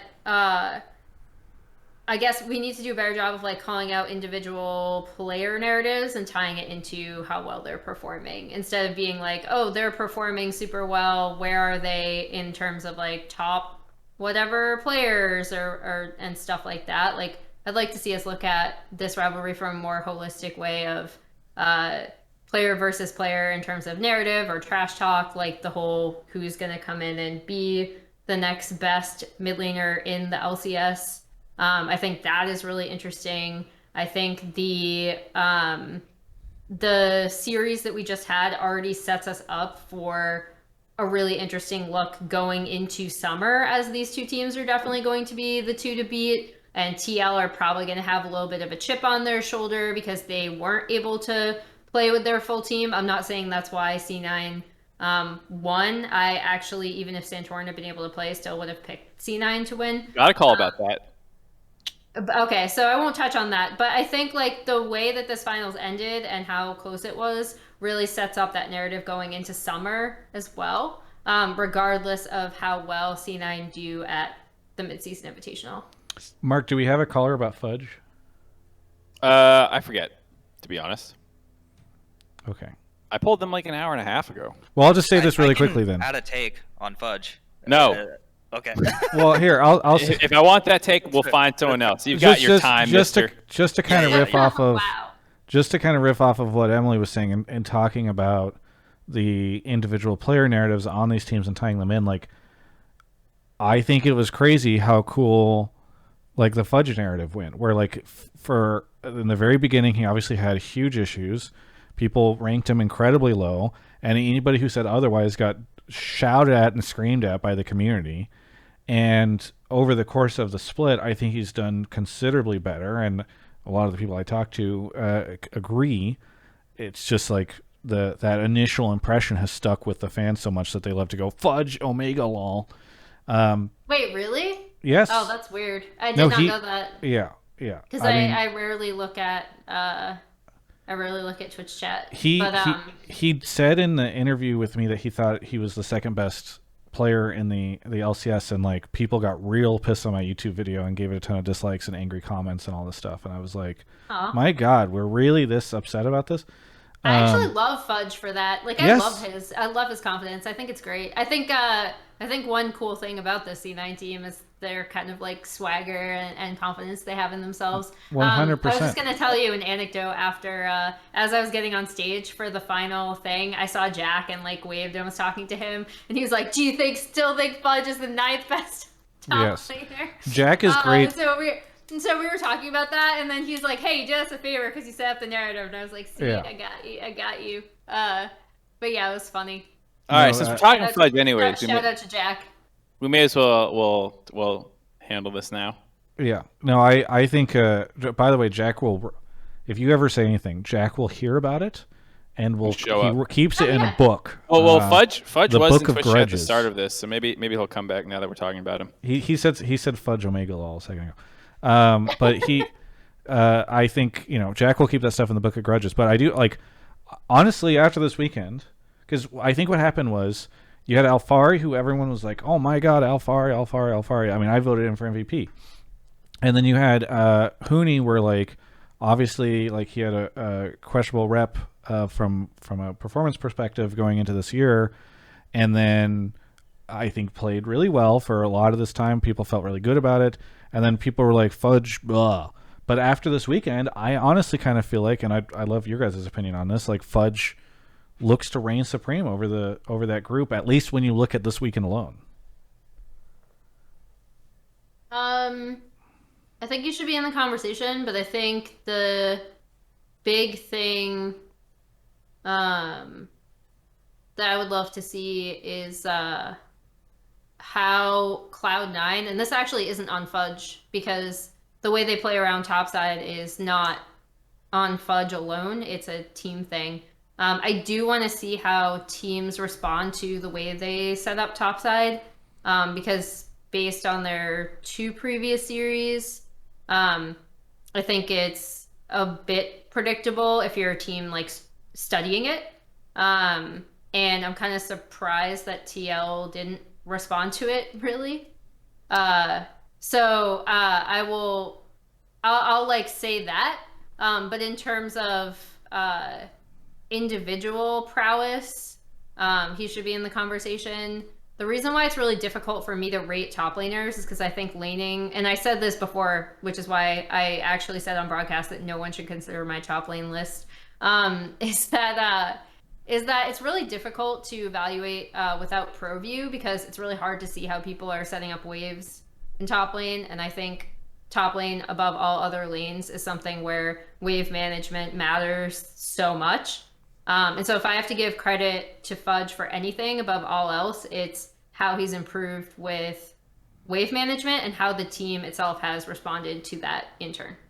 Yeah. I think one of the things I was going to say about this is, and I'll talk more about it in the Santorin Armeo call, is that I think the jungle played a huge influence in how top went. And I don't think, this is not me saying that Fudge is bad. I think Fudge is really fucking good about how he can set up these abusable situations, and it puts the pressure on the other team to actually, either trade when this is happening and let Alphari actually just be like, "Hey, dude, you're not getting help, so deal with it," or to properly go up and help there. And I don't think, when you factor in the 2v2, I don't think it's even close. I think it'd be close if it was like one-on-one.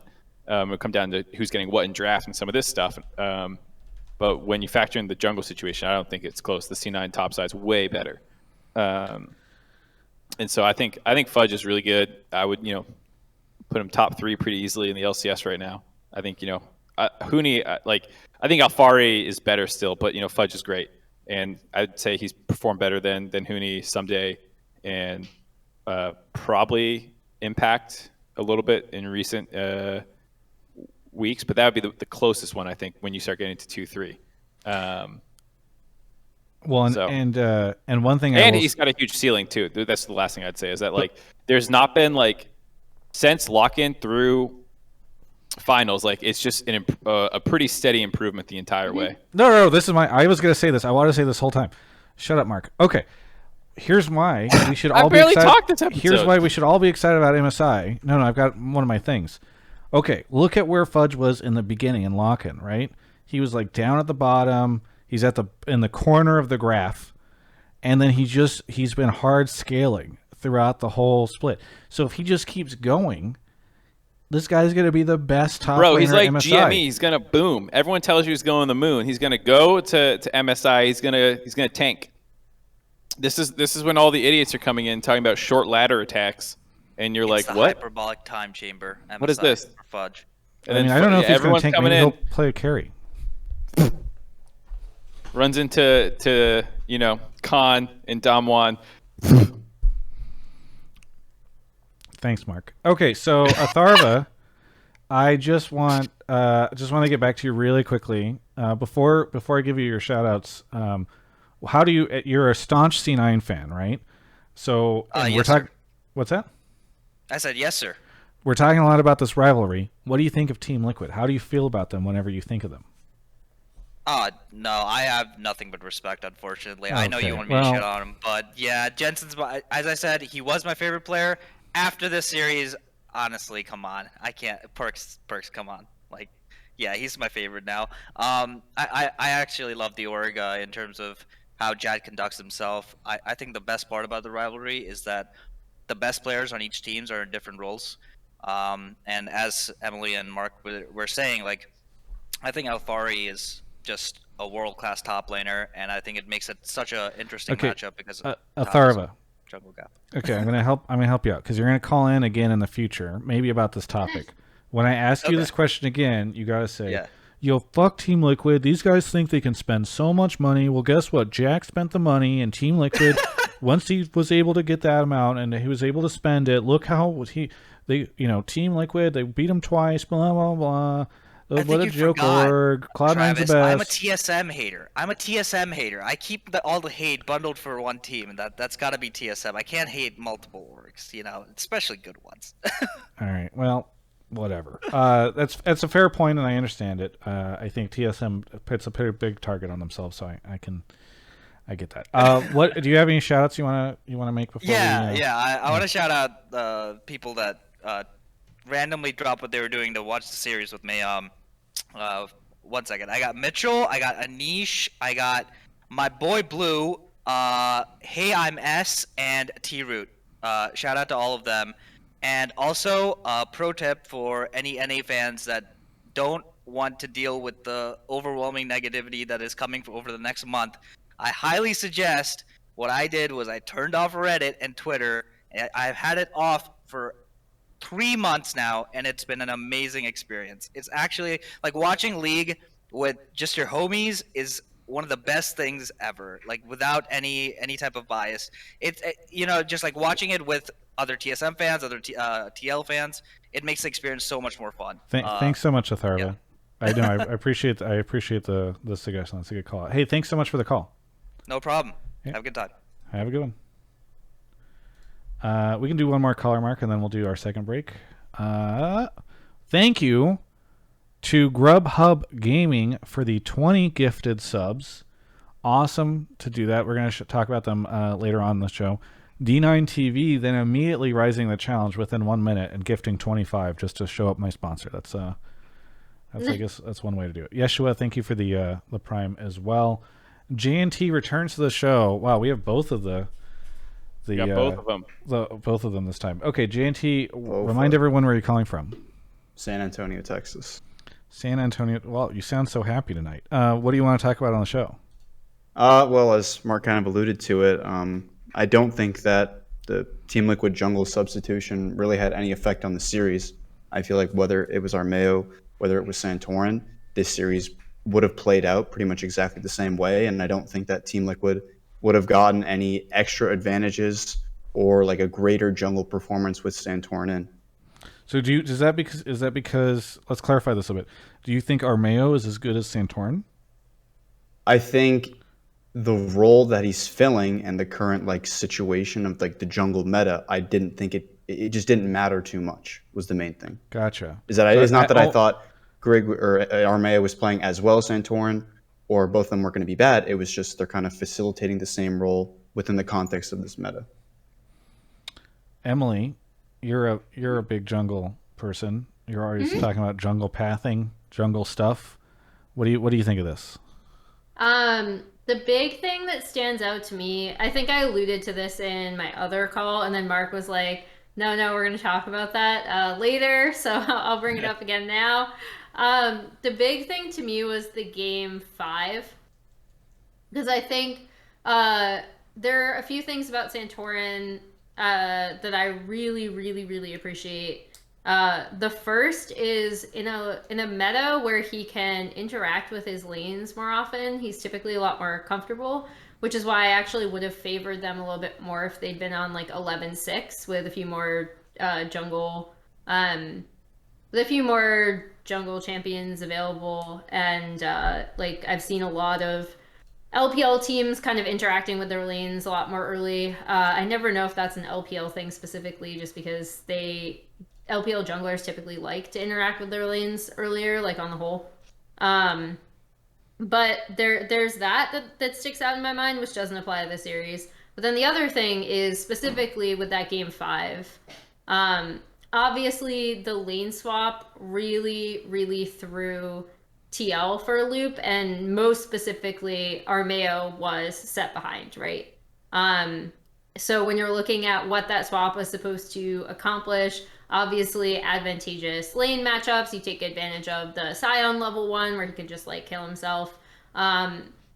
But the fact that Armeo was so far behind and kind of didn't know what to do in that situation, I do think that Santorin, given his experience, would have been able to handle that a little more gracefully. As for whether that would have decided the series, I already said that I would have picked C9 to win, regardless if Santorin had played or not. I think the reason why people are pointing out that Santorin would have made a difference is because this series ended up being a lot closer than people expected. Because most people came in being like, oh, it's going to be a 3-0, or like, in my opinion, I was like, it's going to be a 3-1, but it's going to look kind of similar to their first series where a lot of things are going to be decided really early on in these games, either due to draft or due to execution, and then the games are going to play out. And that's not what happened. I actually think TL was able to recover pretty well from a lot of the topside disadvantages that they did end up having.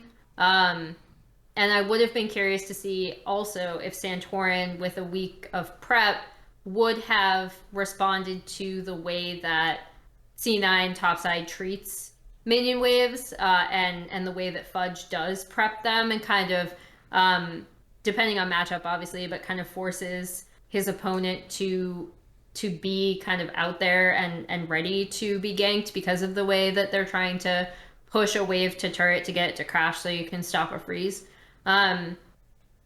So yeah, all of that being said, I still would have picked C9 to win, but I can understand where people are coming from in terms of looking especially at that game 5 and being like, oh, if we had a veteran jungler in here like Santorin, he may have been able to respond to this situation a little bit better. And that's not a slight against Armeo. Like, shout out to Armeo for coming in, and you know, this series was closer than I think most people expected it to be.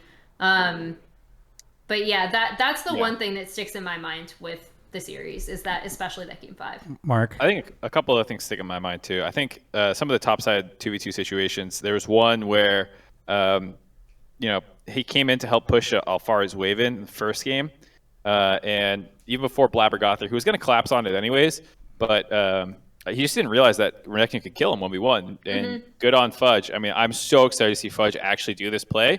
It's exactly the kind of play you need to be a real winner, and not back down from a 1v2 situation and get the kill as your backup's coming in. He didn't wait for Blabber. He just saw that he could kill him right there. But at the same time, I don't think Santorin would have let that happen to him either.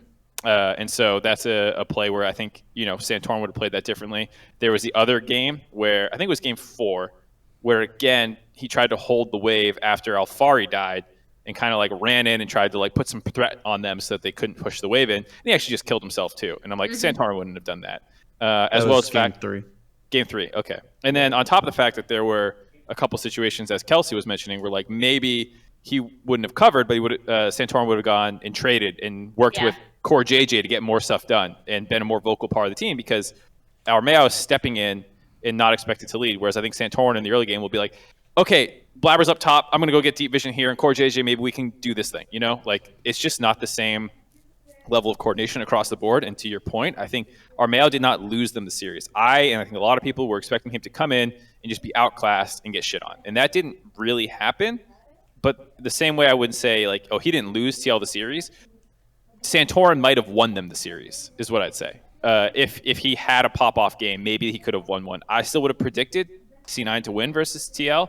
I think that they might have. I just think the games would have looked different, and you would have seen different game states. And I think Santorin's a better team fighter probably than Armeo and stuff like that. And so, like, you add up all these little situations, and who knows, I still predict C9 to win. But I think, it could have been different. I mean, okay, so it's like, this is a weird conversation to have, because I feel like C9 fans get really defensive in the chat when you talk about this stuff, right? Because I understandably, they don't want to feel like they only won because TL had a sub, right? You want to feel really good about this. But I mean, it sounds like Emily and Mark, both of you guys think that, like, oh, C9 would have won, like, having Santorin would not have allowed TL to win this. It sounds like you don't think Santorin would have made this necessarily different. But it's crazy for me, because I think about, like, Santorin.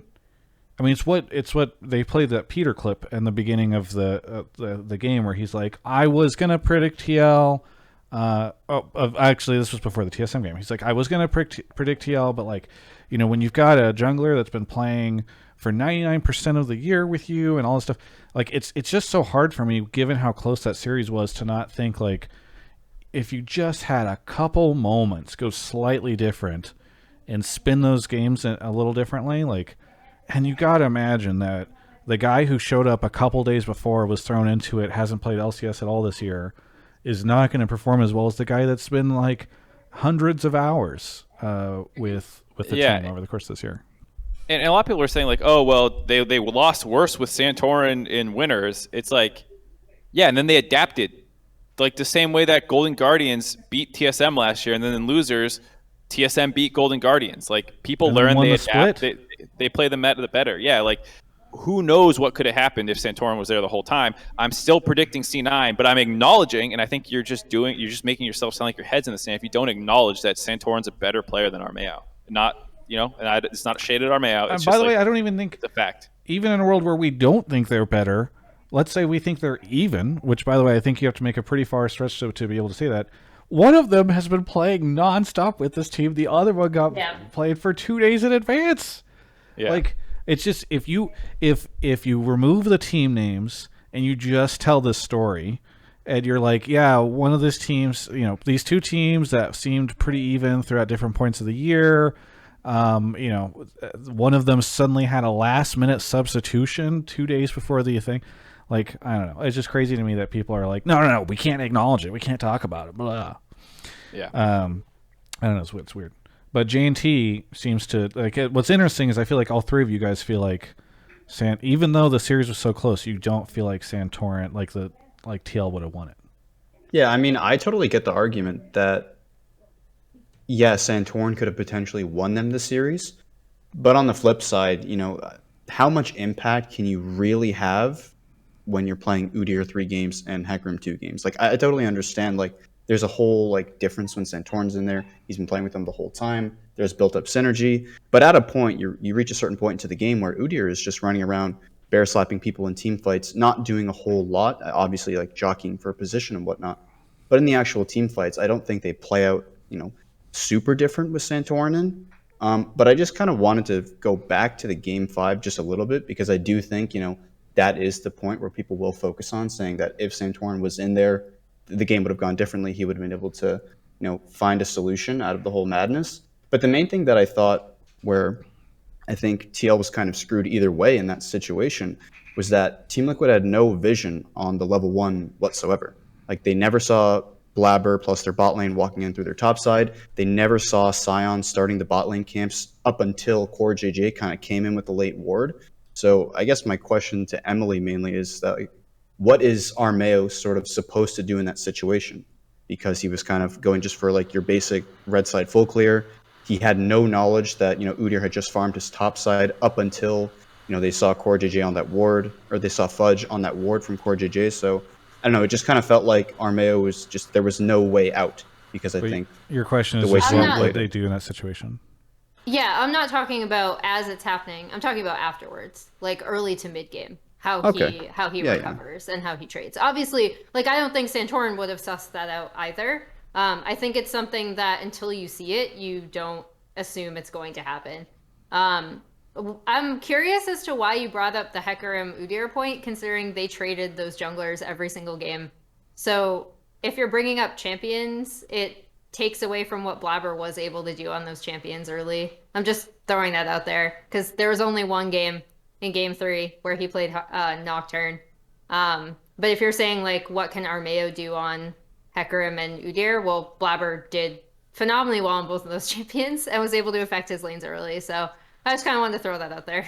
Yeah, no, that's a fair point. I definitely think sort of what you mentioned before, the way that Fudge and Blabber sort of work together with their wave management, crashing waves, and making plays off of those waves. I think it's definitely more that than the champion he was put on. Like, again, I totally get the argument that Santorin could have learned from his mistakes in the first series and came back and implemented those mistakes in the finals, and that's totally fine. But at the same time, Team Liquid as a coaching staff is preparing Armeo for these situations. They have all the tape on Cloud9 from that previous series, and it just felt like that those changes weren't necessarily implemented, because C9 kind of used a very similar strategy to what they did in the previous series, diving on top lane waves, putting a lot of pressure topside. And yeah, Armeo, he tried his best in terms of like trying to help Alfari's lanes out in games 1 and 3 did kind of int it away. But ultimately, it just felt that like that didn't really matter in the grand scheme of things. Like those two ints, like I don't think of those two plays as like J&T, they lost the series. Sorry to cut you off, but we do have to move along. Is there anything you want to say at the end? Any kind of shout-outs? No, that's it. Well, I appreciate the call, and we'll catch you next time. All right, later. Have a good one.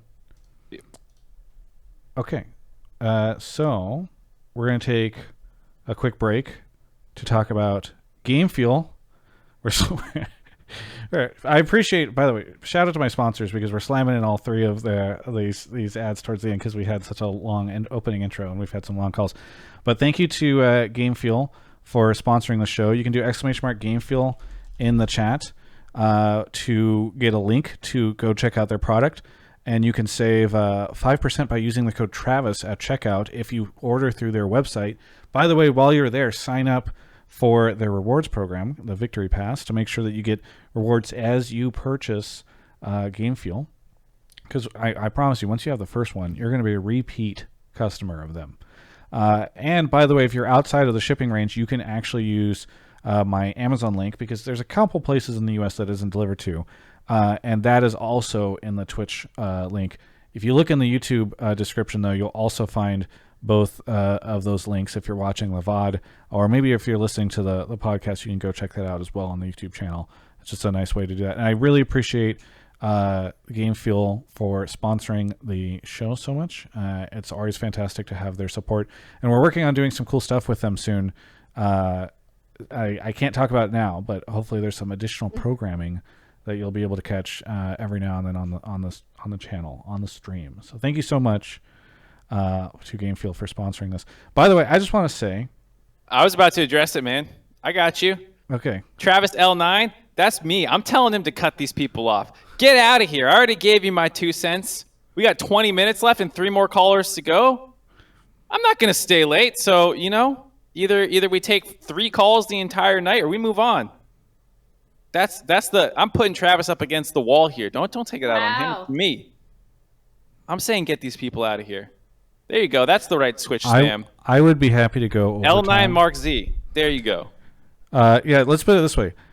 It is in my financial interest, more so than Mark, because I get paid to keep shows going. Whatever. So when you see me rushing something, and just know this from here on out, when I'm like, oh God, we got to get going, it's because there's a message I'm receiving. Anyway, speaking of that, Mark, you want to grab the next caller? Yeah. Thank you to John G365 for the 16 months, Barn for the 4, Milk Snow Noodle, Bob69, D9 for gifting the sub to Smokes, and Reno 9K. Infi is here. Infi, you've been on the show before, right? No, but I'm part of your book tab thing. That's right. That's right. I recognize some names sometimes, and then it's always from the book channel. Well, great to have you on. Where are you calling from? Orlando, Florida. Orlando, Florida. What do you want to talk about on the show? Okay. So my take, you guys kind of covered a little bit. So if you want to cut me off at any point, that's totally fine with me. If Mark tells me, I will. Okay. 09. No. So my take is basically that league influencers are making LCS less enjoyable to watch. So yesterday, I had a ton of fun watching League. I'm a Cloud9 fan, so that's probably a reason why. But before we even got to like game 3, I was thinking like, man, this is a banger. Pentakill was amazing. The dash interaction kind of sucked, but I was enjoying it. I was enjoying seeing like the players walk to the stage, everything. And then I'm the type of person that sometimes likes to get validated by looking at co-streamers and be able to like see their reactions, especially like, for example, that Blabber played when he went across the base, and I was like, what the fuck are you doing? And I'm like, oh my God, this worked. It was amazing. Cool. And so I watched these streamers, and like some of them, it just feels like there's nothing you can do to like please them. And we're in a like unique position as a sport where the faces of our sports are all interacted in social media, and we can reach out to them and they can talk back. Like if you post about Captain Flowers, he'll usually be like, hey, thanks for the post or whatever. And I think fans take that as a weapon to weaponize the opinions and act as white knights.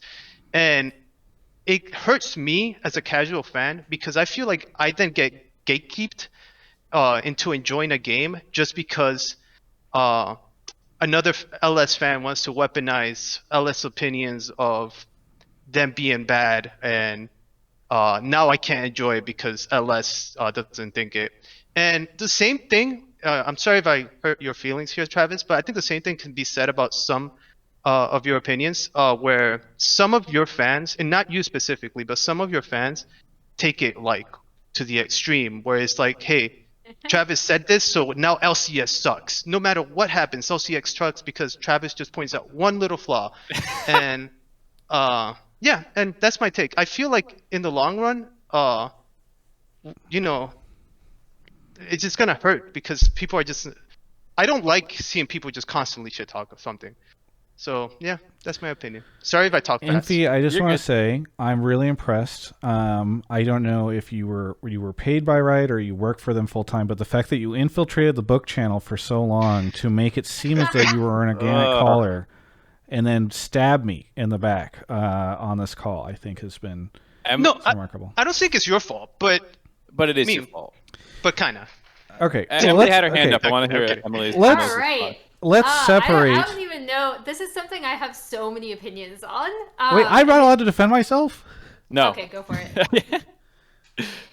Go ahead, sir. Sure. No, actually, it's fine. I'll wrap it up. Emily, you go first.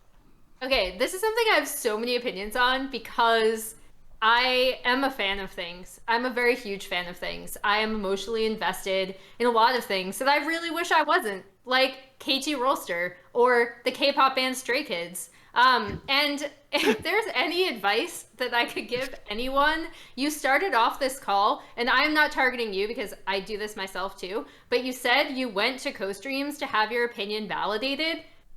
Don't have that mindset. Like, if you're emotionally attached to something, I get it. It hurts to hear people criticize it. But if there's one thing that I could just recommend to you as a person that will help exponentially with your enjoyment, it's to not do that. Like, if you're enjoying something, go for it. Like, I enjoy the heck out of KT. They're bad, and I know they're bad. And I make jokes about it, you know, and there's the whole like KT getting excited meme thing. And then in terms of like fan bases, again, I have a lot of opinions on this that I'm not going to go into here because a lot of it comes from, you know, like anime. Like, I have had anime fans ruin my enjoyment of a series that I used to really like because they've been really obnoxious or just like have a really big opinion that I disagree with completely. And yeah, if there's any like advice I could give someone, it's just like, don't look for other people to validate your enjoyment of something. I know a ton of people go to co-streams or to anything to hear their own opinion heard back to them, and it's like a really good feeling, right? Like, someone agrees with me and I'm smart for like thinking this. You don't have to be smart for thinking something. Like, I'm not smart for loving KT. I just love KT. They're bad. It's fine. I deal with it. You know, I've watched them lose so many times. It's totally cool. But then in terms of our like co-streams ruining because of the way that fan bases act, unfortunately, once someone has a fan base, that's going to be somewhat out of their control. So outside of like if someone was like, oh man, my fans all gang up on this person because they're like, that would be bad, right? Like, then you call out the streamer for that. But like, you know, they're not in charge of what their fan bases do, unfortunately. And this is something that is not a league specific problem. I've seen it in anime, I've seen it in K-pop fandom, I've seen it in literally anything that someone is a fan of something. Traditional sports, I've seen people get into fights on the streets of Boston. You know, like, it's not, this is not exclusive to League of Legends whatsoever. Yeah, I think oh, sorry, go Mark.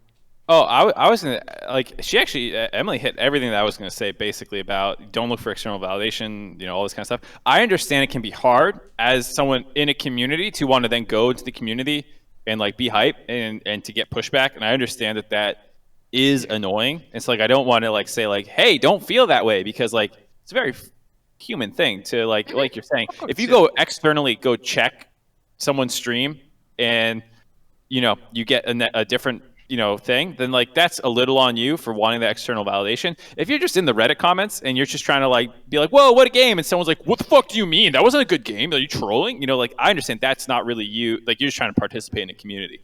But to Emily's point, it's not like people are telling their fans to do this. Like, and there is some obligation on people to you can shepherd your fan base a little bit. Like there's a very big difference between people who, stream with no chat filter and what goes on there and their kind of fan bases compared to what people do who try and, moderate. You do cultivate different followings, but like that's really not on like that level of what's happening is really not on the content creator. You can't stop someone from weaponizing your own opinions. I have really fucking strong opinions about movies and TV and anime, to Emily's point. I love arguing them. It's fun for me, but like I also understand that like I wouldn't want like I'm not trying to ruin your enjoyment. I'm just saying what I enjoy, and so like I enjoy that kind of stuff. I'm not trying to ever ruin anyone's enjoyment, and I think some people go too far about that. So yeah, I mean like you can't stop people from doing that. It's not really not on them for taking their own opinion and then throwing it at you when that like wasn't like the content creator went in there and said that to you. So I'm not really blaming the content creator. So I'm not blaming Travis itself. I'm kind of blaming the. I mean, your take was influencers are ruining the LCS, and it had a bunch of interaction. I wouldn't have pulled this, by the way, if there weren't some likes. Well, no. You can say that somebody has a negative impact on exactly.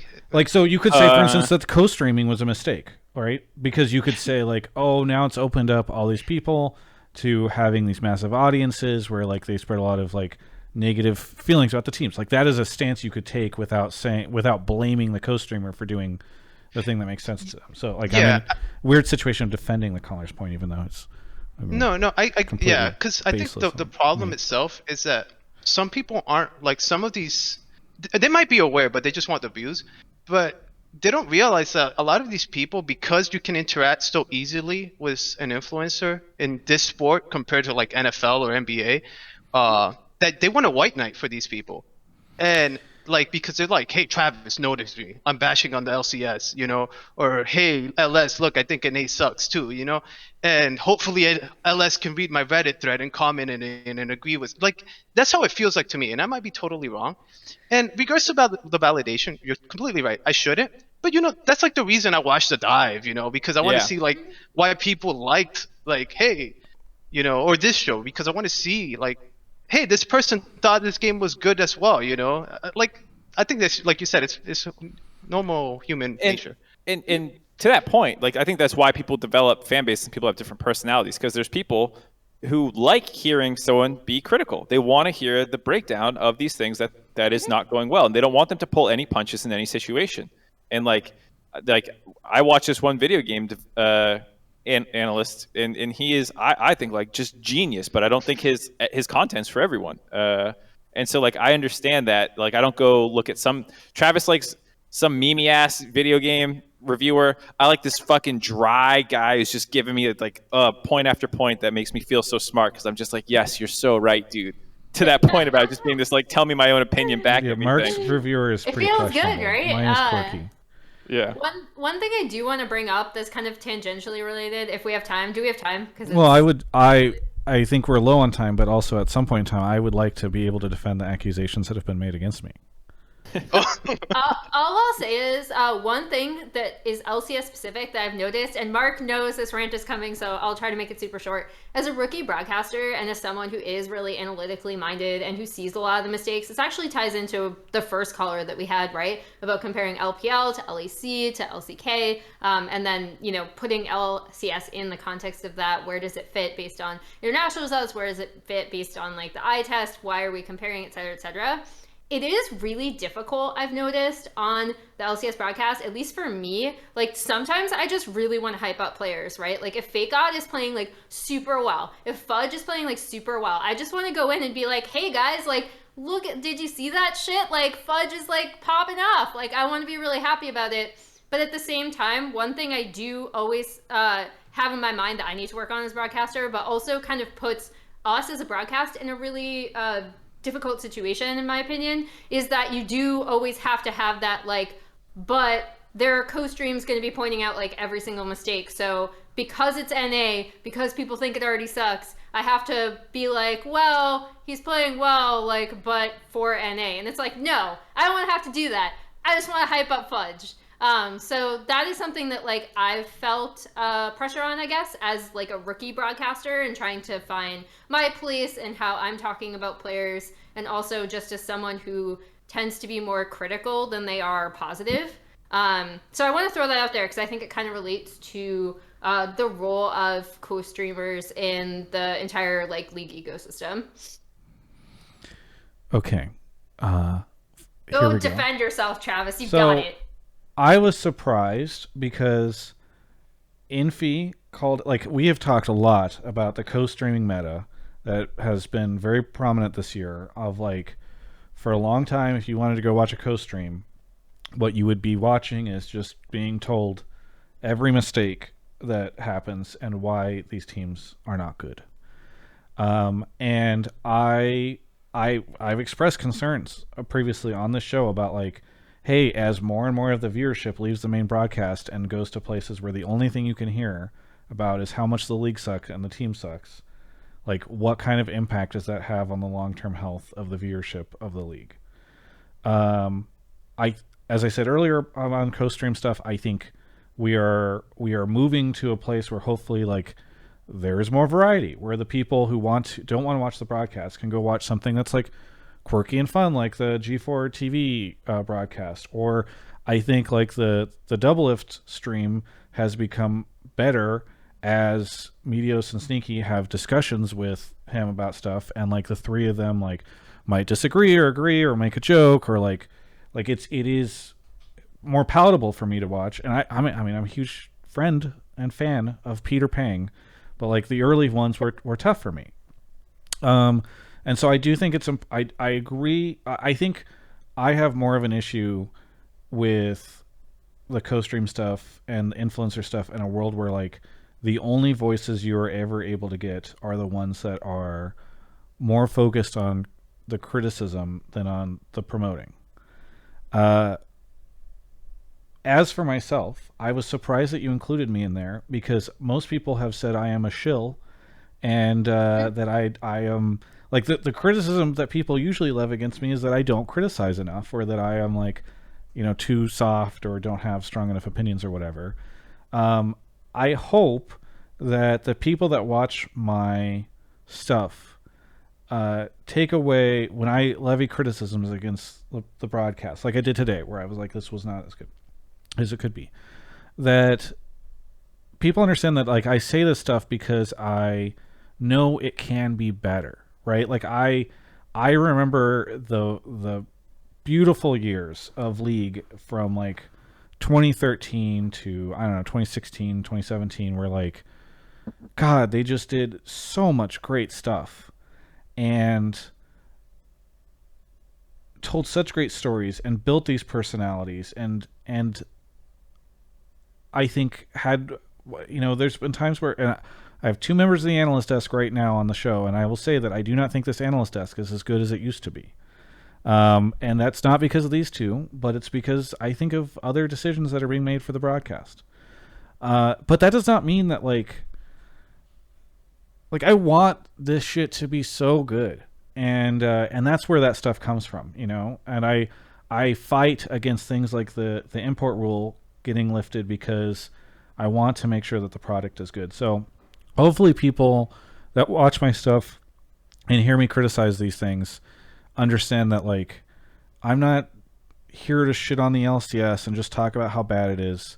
I'm like, please don't Jack Freak into the Matrix whenever you're going to put him on the broadcast in the studio for the first time. You know, like, I don't know. So I hope I'm not part of that.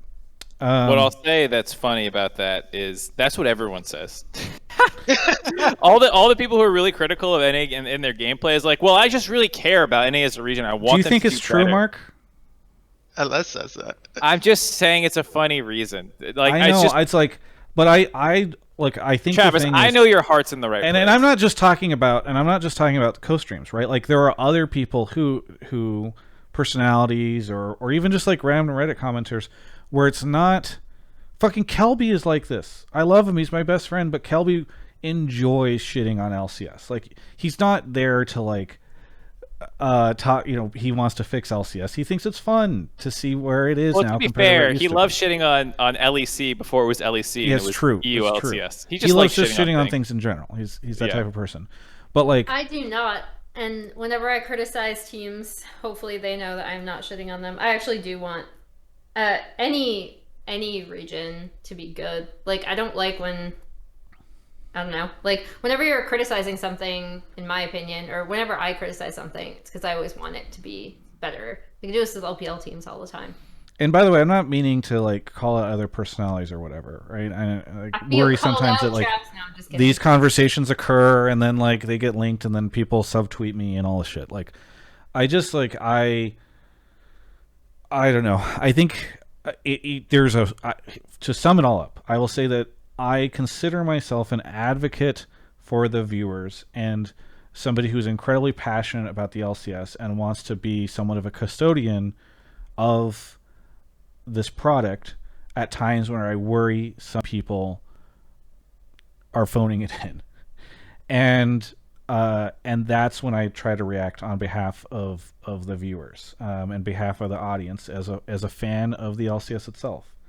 And it is a challenge sometimes in finding that line between like, well, sometimes I do like making a joke about like, haha, that this is the haha, LCS broadcast, or haha, I can help them do this or whatever. It's you got to find that line. Infi, thanks so much for the call. I'm phoning it in. Call me the F out. Can I just want to shout out one thing before I leave, if you don't mind. Yeah. I want to give a huge shout out to Licorice, Mark, and Travis. That video, the first video you did, is what got me into reading. I read Sanderson, read the entire Cosmere, fucking loved it, amazing. I think you should create a Hotline League type of show where you tell your viewers to read a book for a month, and then at the end of the month, they call in and discuss their favorite things. You need to get that book channel going, man. I know. I haven't seen any videos in there. It's Reddit coming. book club thing. Yeah, thank you guys. Anyway, catch you later. Thanks. Likewise. All right. Mark is off to grab our next caller. We are going over time. I'm sorry. No, it's okay. I feel like this is all me. I talk too much. I mean, normally we start 20 to 30 minutes into the show. We started 40 minutes into the show, and we have had some great calls. I mean, there's a lot to talk about, so I don't blame you. Bluejay is here, the second half of the dynamic duo of do you guys have like a name for your thing? Not your show. What do you mean for our your thing? duo? I don't know. For your existence. Like a lot of people call us Markvis. Markvis is the dynamic duo of Mark and Travis. We're commonly known for that. So I don't know if you guys had something. Twitch chat, they're all going to talk about Markvis right now. It's like a thing. Bluejay, what do you want to talk about on this? Or remind everyone where you're calling from. Calling from Ontario, Canada. What do you want to talk about on the show? So my take is that TSM was the most disappointing team that we saw in the Mid-Season Showdown, and they are on pace to have another embarrassing performance at Worlds if they make it there. And it's very rare that they are the ones to start a fight or a play, and they give up Dragon priority way too much. Tell me how you really feel. Let's shit on NA. Well, to be clear, it's just shitting on TSM specifically. Honestly, so it sounds like or I don't know, maybe it sounds like I'm mad. I'm not mad. I'm surprised. I'll say that. Like, I thought TSM was getting better as the split went on, and I think the split ended and they looked pretty good. And then even in the first TL series, I thought they looked okay. Actually, I thought they looked good even in their loss. And then the next 3 series, they looked like dog shit, man. I cannot believe how bad they look. I'm really, really surprised. Yeah, I don't know if I call him dog shit straight up, but it's hard not to feel disappointed losing to a sub roster. And I think we saw how well TL played C9. I actually think that can soften the blow a little bit for TSM fans to then look and be like, well, C9 struggled and almost lost. And, we didn't think we were going to beat TL with Santorin in. And so, it still doesn't feel good to lose to a sub team, but at least TL showed that they're no joke. And I still think TSM can be disappointed given the amount of money that's spent on this roster and the expectations. But, I think I felt worse Saturday than I did Sunday about TSM. Interesting. Because I know we need to make this quick, so I'm going to talk on the one point, which was game 2, which was the disaster throw. I don't know how you can wait till 14 minutes to take the first dragon when your bot lane is 2-0 and you're just winning everywhere. You have a Lucian mid. Those are kind of things that, this is not new to the LCS. These are things that you should know. You should be able to contest dragon. I think that if you're Team Liquid and you see Team TSM go towards drag, you're like, we can't even contest, and TSM just gets drag. Or if they do contest, great. We get an opportunity to fight when we're ahead. That kind of stuff is, really... just shocking. Anyways, yeah. I mean, oh, go ahead. Oh no, go, because I've been talking a lot. No, I was just gonna say. I mean, I talked a lot. You're the guest. You're supposed to. Yeah. I just will say, I'm kind of surprised that people are surprised that we have this caller. They think it's kind of a cool take. I mean, God, I felt like the TSM series was really surprising. I was watching Peter's co-stream, and he said on that, oh man, if they throw, it would be, or if they lose this, it'll be the craziest, situation ever. I don't know. It felt like TSM really underperformed that day, and I don't know what happened. And I don't know. Emily, you I know have much better analysis, but I just want to express my own skepticism or surprise.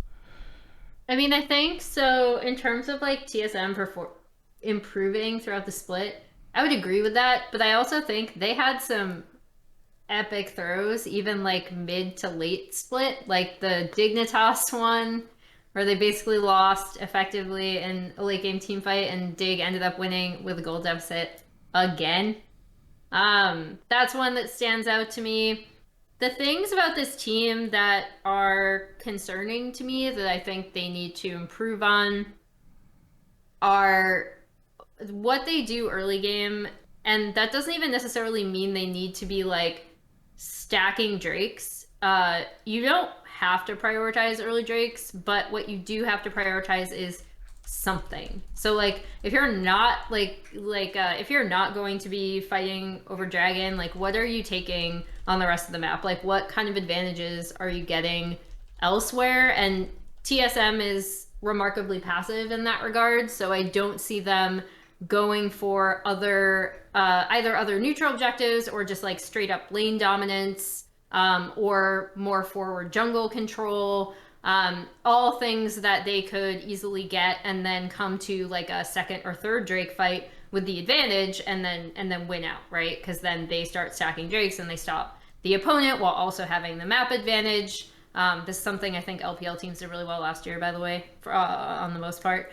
The thing that confuses me the most about TSM, honestly, and this has to be just what each player, how they want to play the game, and I'm not in TSM, so I'm just making a lot of assumptions based on having seen these players on other teams, is that Huni is the type of player who I think people say is either really, really good or really, really bad, but he's been the same player all along, and he's always going to look better on a team with better communication because he likes to push up really forward in lane, and he also is really typically trigger happy with teleport, so he likes to affect other lanes. Similarly, the thing that's most confusing with Sword Art on this team to me is that a lot of his previous teams, it's been the early game that's super aggressive and really good, and then the mid and late game that sucks. Especially if you look at old Flash Wolves teams. So where he fits in on this team and how much of a voice he has is something that I'm a bit confused about just watching how the team plays, because they don't they don't always play like a Sword Art team. It's like a weird amalgamation of like old TSM and kind of a Sword Art team that then ended up being more old TSM than anything else when playoffs came around. So I don't know if they're defaulting to that passive style because there's more stuff on the line or what, but it does stick out to me. In terms of them being disappointment, I feel like people are saying that probably in comparison to the names on paper and how much TSM paid for them. Yeah, that's I guess my take. It's pretty all over the place, but yeah. Mark, I don't know if you have any follow-ups, or I know you kind of said your piece in the beginning. So Yeah, I mean, I think everyone is going to be a little disappointed in TSM, including the TSM members. I don't think, you know. Bluejay seems to Worlds, not have much faith in them going forward. Do you guys have more faith in them? Yeah, I have a little bit more faith. I mean, I think that well, I guess maybe not. Like, depends what you mean by that. Because okay, here, let me provide context. I think last week we talked about 100 Thieves. I'm really worried for 100 Thieves because I don't know where you go from here. I don't think that some more time will help them get better. I don't feel that way for TSM. I'm confident that like this team can look a lot better going forward. So to Fudge's point, it's like everyone said they were going to be a third place team. I think even if they improve, they're probably still a third place team in NA. I think TL and C9's rosters are just constructed better. And so on that point, no, they might not get better. They might just be our third place team in Worlds if you're looking purely from a standpoint of placement. But I think from a gameplay perspective, they look better than they did Saturday. Yeah, they can look a lot fucking better than they did. And I think there's a number of improvements that you heard Emily talking about, and Dom in his videos about fixing NA, and all those. There's like a ton of content around TSM that you can see that there's no reason this team can't fix those things. It's not like TSM really got worse over the course of the season like you saw with 100 Thieves, which is I think is why you feel like it's more of a critical failure on 100 Thieves than say TSM. So I feel like, you know, you can say all the external reasons that third place is bad for the team given the money and all that stuff, and it all still be true, and that they probably aren't going to break into the next tier. But I think that they can still go to Worlds as a third place team with this roster, make improvements, and hopefully look okay. You know, like, are you happy with that? Well, that's now a more debatable thing than can they improve. Bluejay? Yeah, I think it's not can they improve. I just want to say I agree with that. It's not like can they improve, because they obviously can. It's whether you think they can improve enough to beat TL and C9 where these teams are both starting. And I think both TL and C9, neither of those teams have actually hit their ceiling, and they've been definitively the two best teams in NA. So that's where the sticking point is for me. I guess I would say the TSM I saw yesterday or Saturday, I would be worried about sending them into play-ins at Worlds. Yes, I am hopeful that we get to a point where that is not a concern. So where I think they could beat the fourth seed European team very handedly, as their predecessor did last year. All right, Bluejay, thanks so much. Sorry, I know you usually like. No, it's all good. We got to go. It's all good. I'll just say I just want to shout out the guy that's in the waiting room because he let me go ahead of him because I got to get going. So a huge shout out to that guy, and thanks for having me on the show, guys. Yeah, have a good one. Goodbye. By the way, Dom showed up in the chat as we were talking about co-streams and said, "Oh wait, I need Mark to come back." Mark, what? We got to do a break really quick. What? Really? Yes, we have a third sponsor called Grubhub tonight. Ooh. A call for. I just want to shout out really quickly before we get to that, that Dom showed up in the chat after we were talking about the co-stream stuff, and he put the meme in about like, oh, I thought LCS wasn't that bad, the split, but they just need to work on this and this and this and this, the Twitch chat copy pasta. So shout out to Dom. I appreciate him dropping by, and hopefully he doesn't feel as though we were calling him out or anything. That is not my attempt or my desire. Do really want to also give a shout out to Grubhub for sponsoring the show tonight. They sponsored our finals coverage. So one last big shout out to them this evening. I really appreciate them coming in to sponsor us. We're still doing the giveaway. There's still time to enter it. You can do !giveaway in the chat, if you'd like to get a link to it. There's also a link in the YouTube description of this if you're watching the YouTube description. And I want to and we're giving away the Hextech chest that is filled with some cool stuff, including some Grubhub cash and some Riot swag or LCS swag, League swag. And you can go check out that giveaway to see what's in it. They also, by the way, this past Friday, maybe you missed it, they did they presented with Buffalo Wild Wings the feeding frenzy, which took place again last Friday, where they had Dylan Francis and Porter Robinson and Yasuo and Dyrus, names that you constantly hear together side by side, and some other league influencers compete in an event cast by Captain Flowers and Ovally. So there's actually, it's over on the Grubhub YouTube channel. You can go check it out. Even if you don't watch the full thing, maybe just go check it out. That would be helpful to me. And I'm sure Ovally and Captain Flowers would love to have you guys see it. But I think it's pretty fun what they were able to put together. It's not every day that you see Dyrus and Yasuo playing with DJs being cast by Captain Flowers and Ovally. Very unique event. So go check that out. It's really cool that they were able to make that happen. And while you're doing that, also check the link in the description of this to order Grubhub delivery for yourself. And you can use Grubhub Perkz to save some money on that. And shout out to them for feeding Mark and I tonight before the start of the show. If you want to go back, you can watch that on the Twitch VOD. We were hanging out and chatting with folks while eating our Grubhub. So anyway, thank you so much to Grubhub for sponsoring the show. And Mark is off to grab our last caller. Thank you to Sheldeezy, by the way, for gifting a sub to Dom. Hashtag so blessed. Thank you for the sub. Mr. Alpha Caesar for the sub or for the bits. And we've got our next caller here. Jitt, is that how you say your name? Yeah. Where are you calling from? I'm calling from Daytona Beach, Florida. Florida. Well, what do you want to talk about on the show as our last caller? Yeah, I'm just going to say this just to be transparent. I stole my take from Summoning Insight, so shout out to Thorin and Monte Cristo. At least you say it. I think we get a lot of callers who steal their takes from other shows, but go ahead.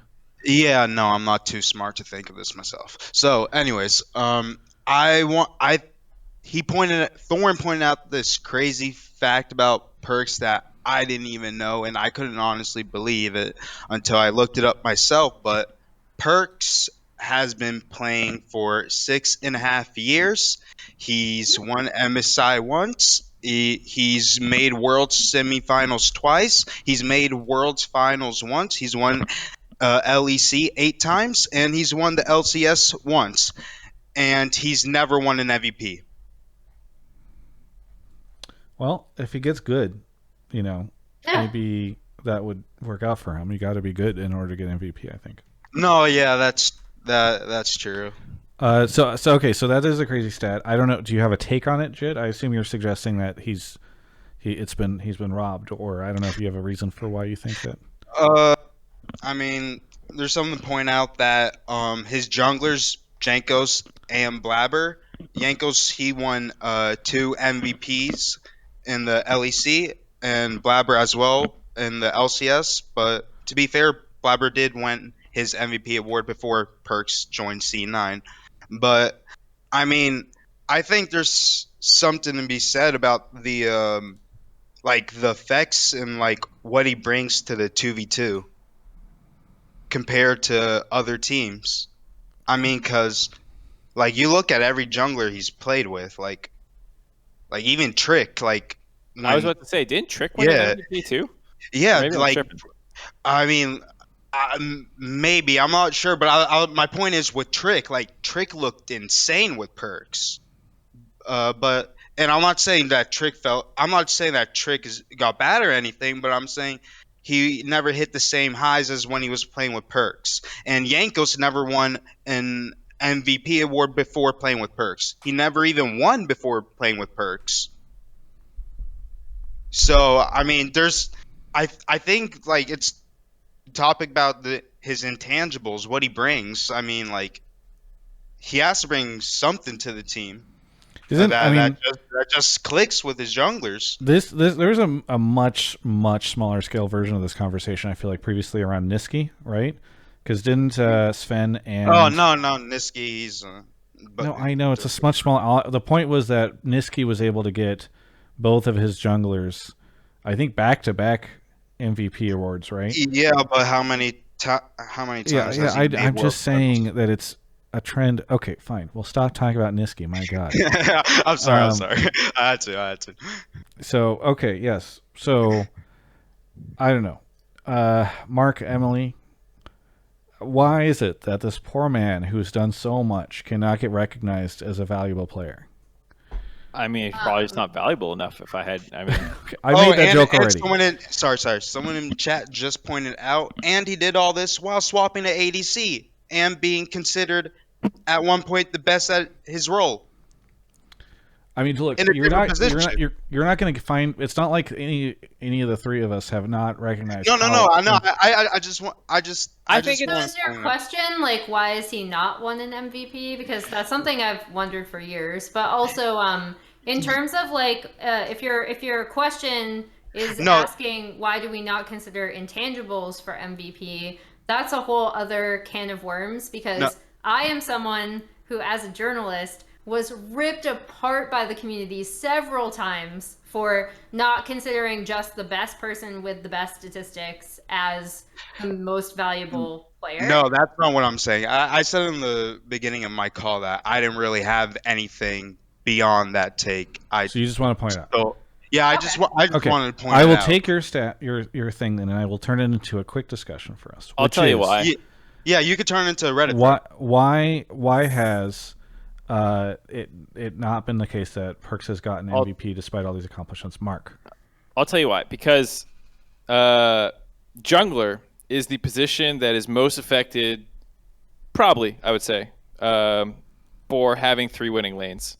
You will look so much fucking better playing with just auto-winning lanes. You don't need to cover for them in bad situations. You don't need to go, augment your pathing or anything. You're free to do whatever you want. You get to go for invades. You get to go for dives. You get to go make plays all early game because your lanes are winning on their own. And this is not to shit on Trick or Blabber or Jankos or anyone, but like Jankos went from someone who people respected and thought was really, really good, like maybe best jungler in EU. He joined G2. They went incredible, right? They became incredible. This is also when they acquired Caps. He was in G2 before Caps got there, but it was the Caps year when G2 really took off. And people were like, Jankos is a top 5 player in the world and the best jungler in the world. And again, like, well, did Jankos really just become that much insanely better, or is it partially how junglers look when they're able to hard pub stomp their own region? And I think it's a little bit more the latter, and that's, again, not shade at Jankos or anything, but I think when you're on the best team, jungle will have the most kind of multiplicative effect because they have the most agency in the game in a lot of ways, and now you're suddenly unleashed to just run over the game. So, as Fudge is saying, jungle diff is lane diff, and lane diff is jungle diff. Like, it's obviously all tied together, but I think I've seen it enough times now where, like, junglers just look totally different once they're, like, it also happens when people leave teams. Like, to your point about Trick or, whoever else who has left the dominant team to go join another one, I don't think that those players suddenly fall off the fucking cliff as junglers either. I think that they have to suddenly babysit people and do all this other shit that they, like, you have to take on as a jungler because it's such a team-centric role. And so, like, do I think Jankos became worse this year because G2 was struggling more or whatever? Like, no, I don't think so. So, yeah, that's all I'm saying is that I think a lot of the times junglers end up being some of the biggest beneficiaries on super teams, and that's probably why they pick up a lot of MVPs. There you go. Point. That's why it is the case. Emily, you said you've wondered this for a long time. You think Perkz should have gotten MVP in any of his previous it's because splits? whenever people were having that like best in the West conversation, I always sided with having Perkz over Caps. When people were discussing like who's the best player in the West, I always said it was Perkz. But no, I do want to touch on the intangibles part in terms of MVP, because it's something that's really difficult to consider if you're not on the team. I honestly don't think I would know how valuable Perkz is to a team, or I don't think I did know, sorry. I did not know how valuable Perkz was to his team, even with the role swap and being the best in his position after that role swap. Until I talked to Grabs and Duffman at 2019 World Championship, and I had an interview with them that was for an article I was writing. But then we just sat down and we were just like shooting the shit afterwards. And the way that they talked about Perkz and how much he does for the team and how much he did for that G2 team internally in terms of, I don't want to say it was like a player coach, but just like all the intangibles you mentioned, right? Like what he does, like for his teammates mentally, his whole attitude towards the game, the way he sees the game, the way he sees like cross-map trading, the way he sees jungle to lane communication. I don't think it's a coincidence that one of the things that Blabber has improved on significantly this year is being able to communicate with his lanes a lot better, and being able to have them set up waves a lot better. I'm not attributing that to Perkz, but I think Perkz' influence can probably be seen in that regard. So I wanted to point that out because I think it's always really difficult to talk about intangibles if you don't actually talk to someone on the team or if the team themselves aren't saying something about it. One more comment, because I see some people on Twitch talking about this. Just like this is also true for other players. So just because I highlighted jungle as like this kind of multiplicative effect doesn't mean that doesn't happen elsewhere. I just think it happens a little bit more for junglers. But there's plenty of people who join a top team and suddenly they went from someone that is respected to believed to be the best, or sometimes not even respected. Like people think Fudge is really good now, and that's probably only because Perkz. Wow. You know what's funny is I was going to reference the guy he replaced in Licorice, where like, you know, he went from unanimous NA best mid top laner in a lot of ways, at least non-import top laner, playing with C9 and subbing into a team that was playing really, really well when they, you know, initially removed Impact and put Licorice in, and then he's on FlyQuest, and it's a lot different of a situation. There's a lot of different things going on with that team, and while I don't think Licorice played individually as well this year either, I don't think he fell off the face of the fucking earth and is suddenly, you know, horrible or anything. I think this happens with every role and every player. My only point was I think junglers get a little bit more benefit because they have to interact with every single lane. And so when all three lanes can take care of themselves, it gives them the most freedom. But I definitely don't want to paint it in a way that makes it seem like this doesn't happen for any player who's going to join a top team will suddenly like look better because they're just playing with people who are better around them. Jitt? Yeah, Promiscue comes to mind. Jitt, thank you so much for the call. I really do appreciate it. Is there anything you want to shout out before we say goodbye for the night? No. Shout out to you guys for taking me. I didn't really have a take on I Stole This, so. I mean, it sparked a good conversation. Yeah. And I appreciate it. Yeah, it's a good conversation. And by the way, thanks for letting Bluejay go first, because it sounds like he was trying to figure it out, so that was very nice of you. Oh, yeah. No problem. He's thanks so much. Hotline League royalty, so. Fair enough. Hey, thanks, Jitt, for the call. Really great to talk to you. Yeah, you too. Thanks. By the way, before I made that jab at Fudge, I asked him, because he's been in the chat all night, if he wanted to come on Hotline League ever. And he said perhaps. And if he'd said yes, you know, I would not have made that joke. But, you know, perhaps I'm going to. You got to scratch Travis. Throw you under the bus. Yours. Okay. Or under a Honda. I guess they're sponsored by BMW. Under a BMW. Whatever. Anyway. I don't think BMW wants you to throw their players under them. Yeah. That's not good. Do you think they would rather me throw them under a competing product? This is a great question. You should ask them. Like, would a brand rather you commit homicides with their car or with their competitor's car? Yeah, with their competitor's car. Yeah. Well, especially for like a sponsored person, right? Like, it's not great. Anyway, clearly this show has jumped the shark. Mark, what do you want to shout out? Anything? Nothing. It's all over. I'm done. You have nothing to do now, right? Like I'm gonna go get the J&J shot this week. I'm gonna get vaccinated. Did you get scheduled yet? Yeah, I did. Nice. Thank you for sharing that. Yeah, I got J&J as well, and so soon Mark and I will be able to hang out. Emily, I hope you're on your way to Yeah. getting vaccine soon too. I have my appointment on Thursday. Nice. Awesome. Yeah. Well, The only reason I didn't get it done before finals is because I was afraid I would have side effects, and I didn't Mark sick too, for yeah. finals. all right. Well, thank you to both of you. Emily, what about you? Do you got any shout-outs?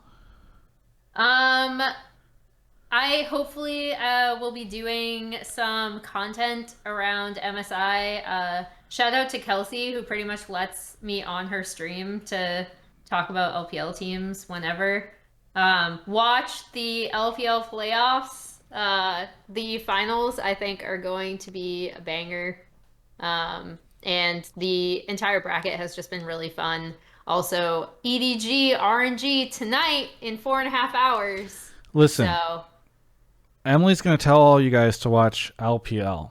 But what you really need to watch is Proving Grounds, all right? Care about Amateur and Academy, please watch you it. should also watch Proving Grounds. All Proving right? Grounds It's has been very awesome. important for the future of the region that you guys all watch Proving Grounds. Thank you so much, Emily, for coming on the show. As always, it's great. Yeah, it was I know fun. it's kind of last minute, and I know you're probably tired after yesterday, so glad you were. You said you were trying to chill this week and like relax, and then of course you did this anyway, so I appreciate it. This is fun. For We me, had really good calls tonight.